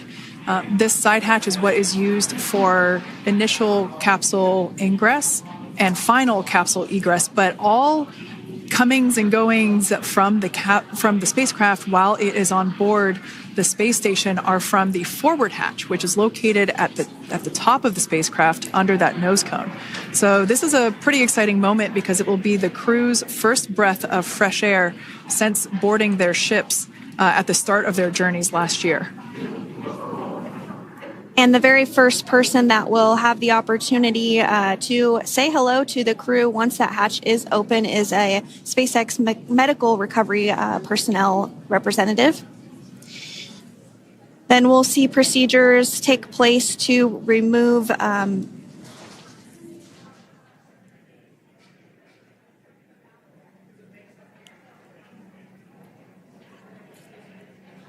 the footrests of Dragon. That will just help the recovery personnel get a little bit more room to access the crew and help get them out of the spacecraft.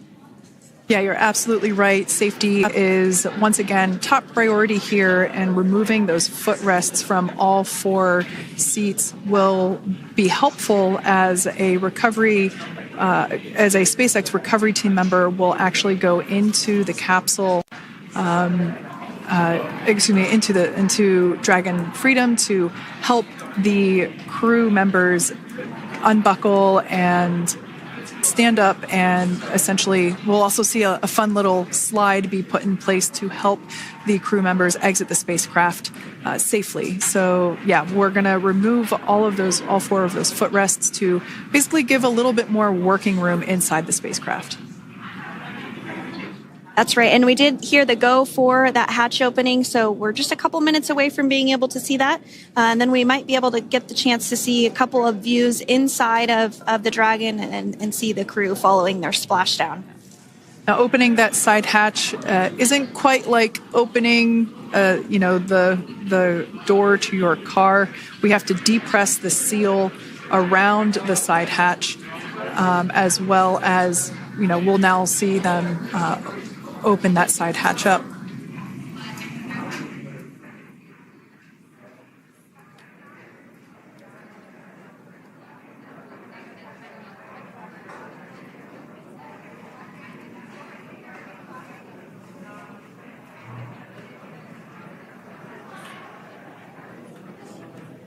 And there you have it. The side hatch is open for the first time since September.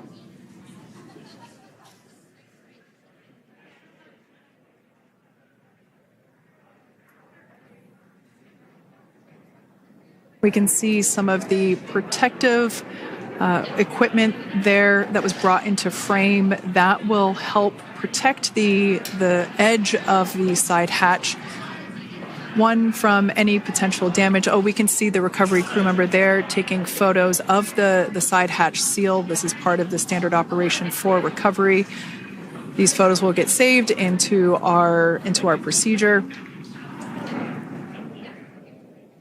We'll then install that protective frame around the side hatch. This helps to ensure that the side hatch itself, the edges of it, incur no damage while crew members are coming out from the spacecraft.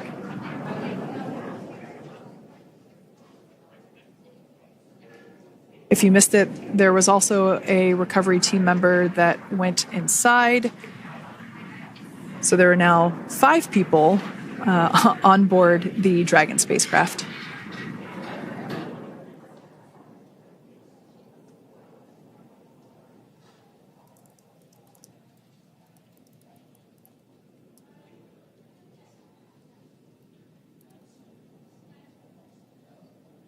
And if you are just joining us, it has not yet even been an hour since Crew 9 splashed down off the coast of Tallahassee, Florida at 2:57 p.m. Pacific time. The crew is now on board the recovery vessel Megan, and the hatch is open. The next major milestone that we'll see is when the crew will actually egress or exit the spacecraft. But before that, they'll continue to, the recovery personnel will continue to install that protective area around the hatch and then remove the footrests. So we're a couple minutes away from seeing the crew egress, but not too long away.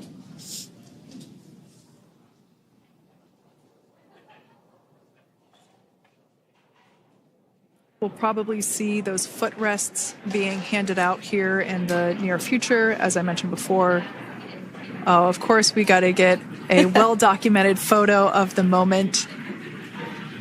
Although we can't see it from here, I'm pretty sure there are 4 smiles on board right now.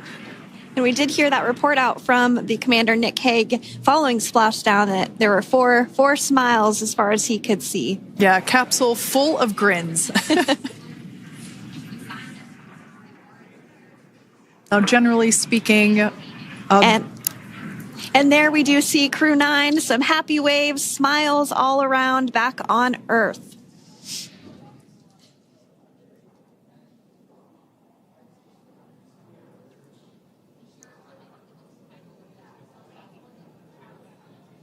Generally speaking, we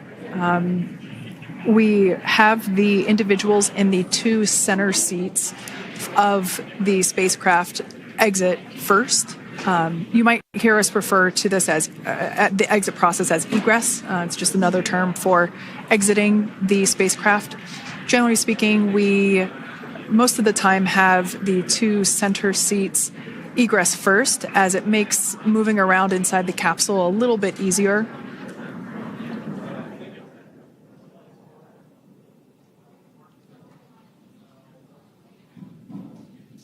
We can see the tablets that were previously located on the upper leg of the crew members. We can see those being handed out to the recovery team. those were taken off prior to the entry phase to spacecraft reentry.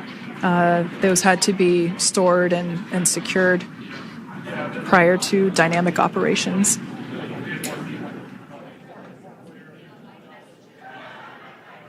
It looks like we are starting to see the footrests also be removed. I just saw one there on the screen. There are 4, of course, one for each crew member.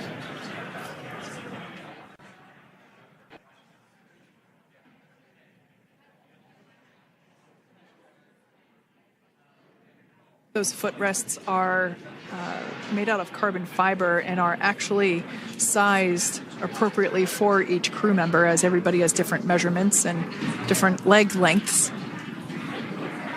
Same goes for the armrests and the bucket length of each seat. We size those appropriately for the crew members and to ensure their comfort and safety. I believe we just saw the little ramp that is used to help slide the crew members out from inside the spacecraft. And once the crew does exit Dragon Freedom, they will be placed on to a stretcher to go to a medical bay for medical checkouts. This is standard procedure for all Dragon spacecraft flights that splash down crewed, as well as for our Soyuz spacecraft that land in Kazakhstan.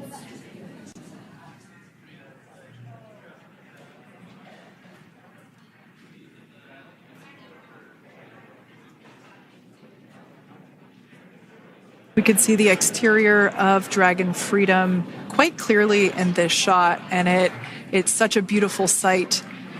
I personally prefer the capsule when it has some of that charring from atmospheric reentry. It is the signature sign of a capsule that has returned to Earth.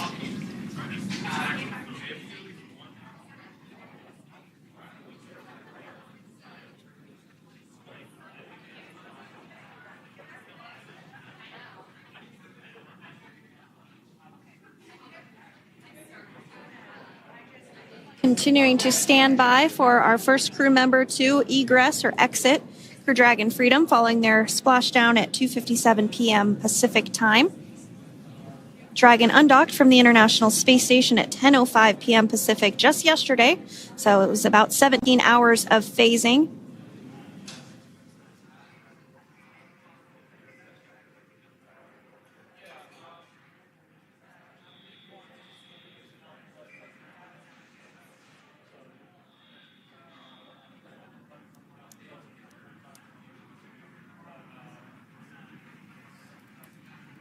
And while on board the International Space Station, Crew 9 contributed to 900 hours of science, over 150 research experiments and investigations, making great use of the microgravity lab of the International Space Station, which celebrates 25 years of continuous human presence this November.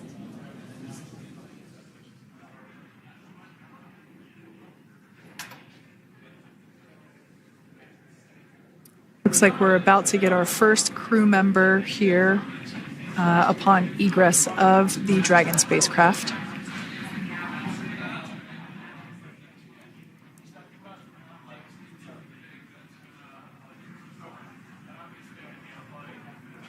So we are standing by for that egress. Outside of Dragon, you do see one of those stretchers. This is the expected procedure, as the crew will be taken to medical facilities following their exit from Dragon.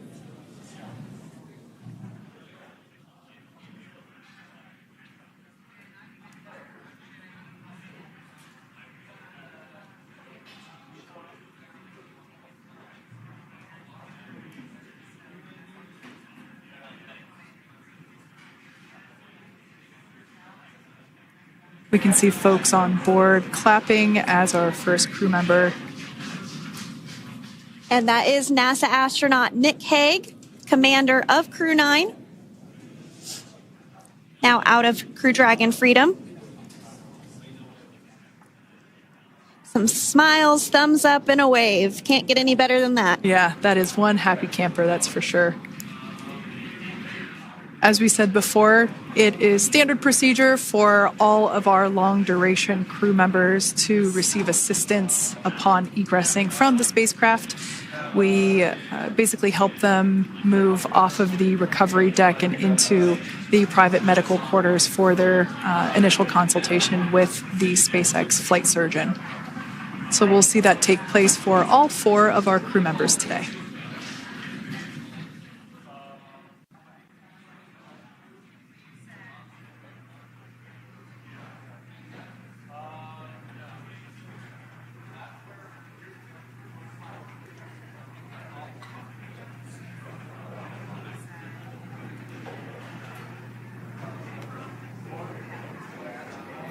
And we are standing by for the next crew member to exit Freedom.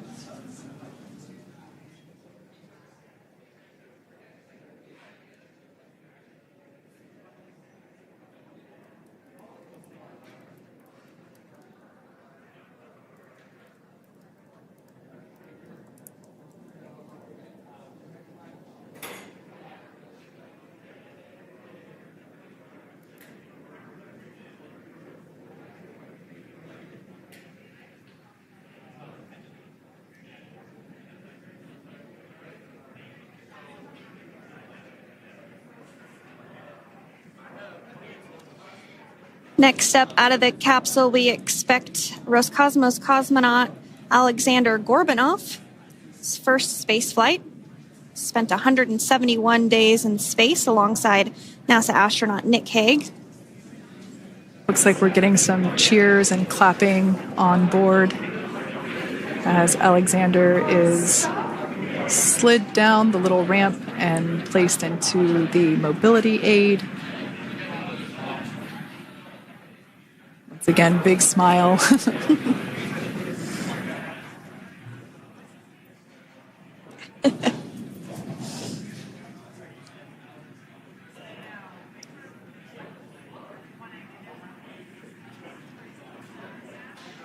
Now, the 2 crew members remaining in Dragon are NASA astronauts Sunny Williams and Butch Wilmore. They completed 286 days in space.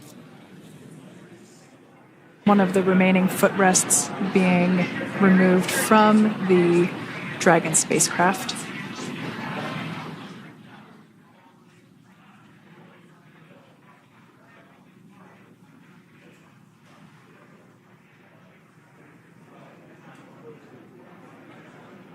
As I said before, we generally try to have the crew members that are located in the 2 center seats aboard Dragon, and we like to have them egress first if possible, as it creates a little bit more movable working room inside the spacecraft. There is a recovery crew member inside that is helping all of our Crew 9 crew egress or exit from the spacecraft.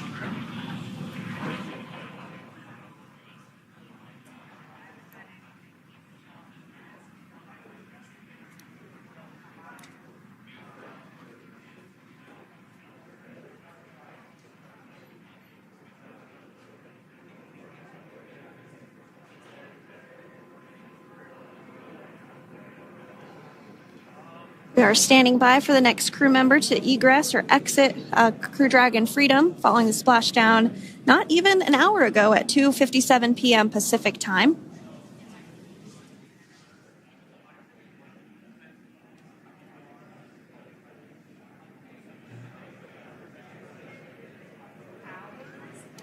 Really have the recovery operations down pretty quick at this point.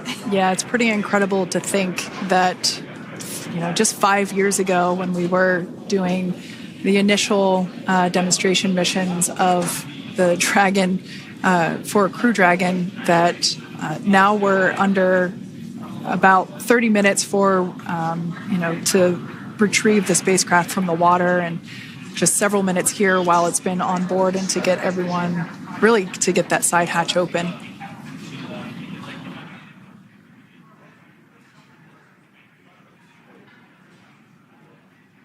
For those of you that have just recently joined, the Dragon had an on-time splashdown. Looks like we're getting our next crew member here.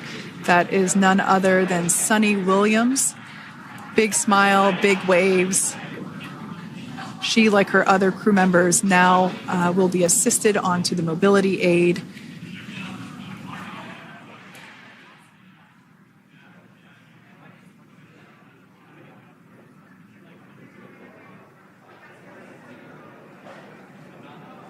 There we have it, some waves, some thumbs up, and some smiles. Definitely seems to be a theme among all recovery operations. Absolutely. And of course, that leaves NASA astronaut Butch Wilmore inside Dragon in seat 4.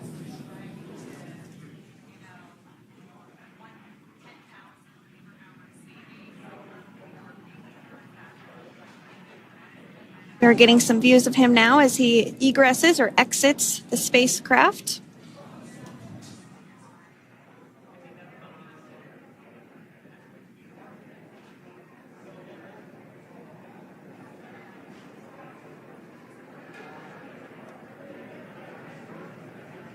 Once again, some elation and cheers there from Butch Wilmore. As we mentioned before, returning to Earth coming from a microgravity environment can wreak havoc on the body. So it is customary and just standard procedure for all of our long-term space residents to get assistance once they are back on board the recovery vessel.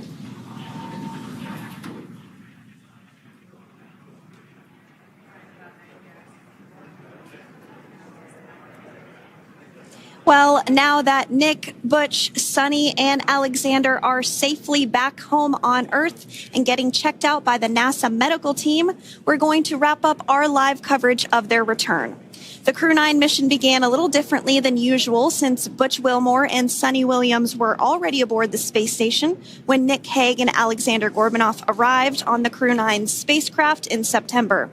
Having arrived as the crew flight test crew for Starliner, Wilmore and Williams were fully incorporated into the space station's Expedition 72 team and began research and other work aboard the station along with the other crew members.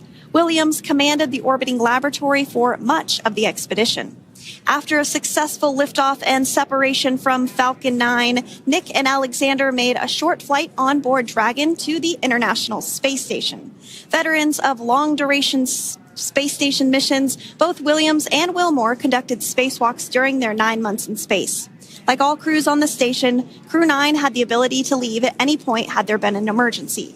With their full-duration mission coming to an end, the crew began packing up their personal items for their return to Earth about a week ago and worked through tasks and shared lessons learned with Crew 10 teams as they arrived a few days ago. Their journey home began about 17 hours ago when they closed the forward hatch to Dragon and undocked from the space station at 10:05 p.m. Pacific, 1:05 a.m. Eastern. After 4 successful departure burns and a phasing burn to line up their orbit, Nick, Butch, Sunny, and Alexander rested for a few hours before waking up to prepare for re-entry this morning. We jettisoned Dragon's trunk and performed our final on-orbit maneuver, the approximately 7.5-minute-long deorbit burn, and that occurred at 2:11 p.m. Pacific, 5:11 p.m. Eastern Time. And that sent Dragon on its path home. The spacecraft re-entered the Earth's atmosphere and slowed its descent with successful deployments of 2 drogue parachutes and 4 main parachutes, with the final splashdown occurring off the coast of Tallahassee, Florida at 2:57 p.m. Pacific, 5:57 p.m. Eastern. Following that successful splashdown, we saw SpaceX recovery experts move in and prepare Dragon Freedom for its lift onto the recovery vessel. And just a little less than an hour following splashdown, we saw Nick, Sunny, Butch, and Alexander make their way out of Dragon and into the recovery ship's medical facilities, safe and sound. Next up, they'll catch a helicopter flight back to shore, where they'll transfer to aircraft that will take them home. The astronauts will take a NASA plane for the short flight back to Houston, where they'll be reunited with family and friends to bring an end to this mission. It's been an honor and a privilege to share their journey with all of you as we continue this new era in human spaceflight. Return today marks the end of the direct handover we executed after successfully launching the Crew 10 mission to the space station just last week on Friday, March 14th. Thank you, as always, for joining us for tonight's coverage of the splashdown of Crew 9. Remember to follow SpaceX on X and NASA online and on social media for updates for the very latest on crew and cargo flights to and from the International Space Station. And we'll continue to share the progress of Nick, Sunny, Butch, and Alexander on social media as they travel back home. We do also have a post-splashdown media briefing coming up at approximately 4:30 p.m. Pacific, 7:30 p.m. Eastern, where leadership will share a final update as we conclude this successful mission. So, from all of us at NASA and SpaceX, welcome home, Crew 9. So long.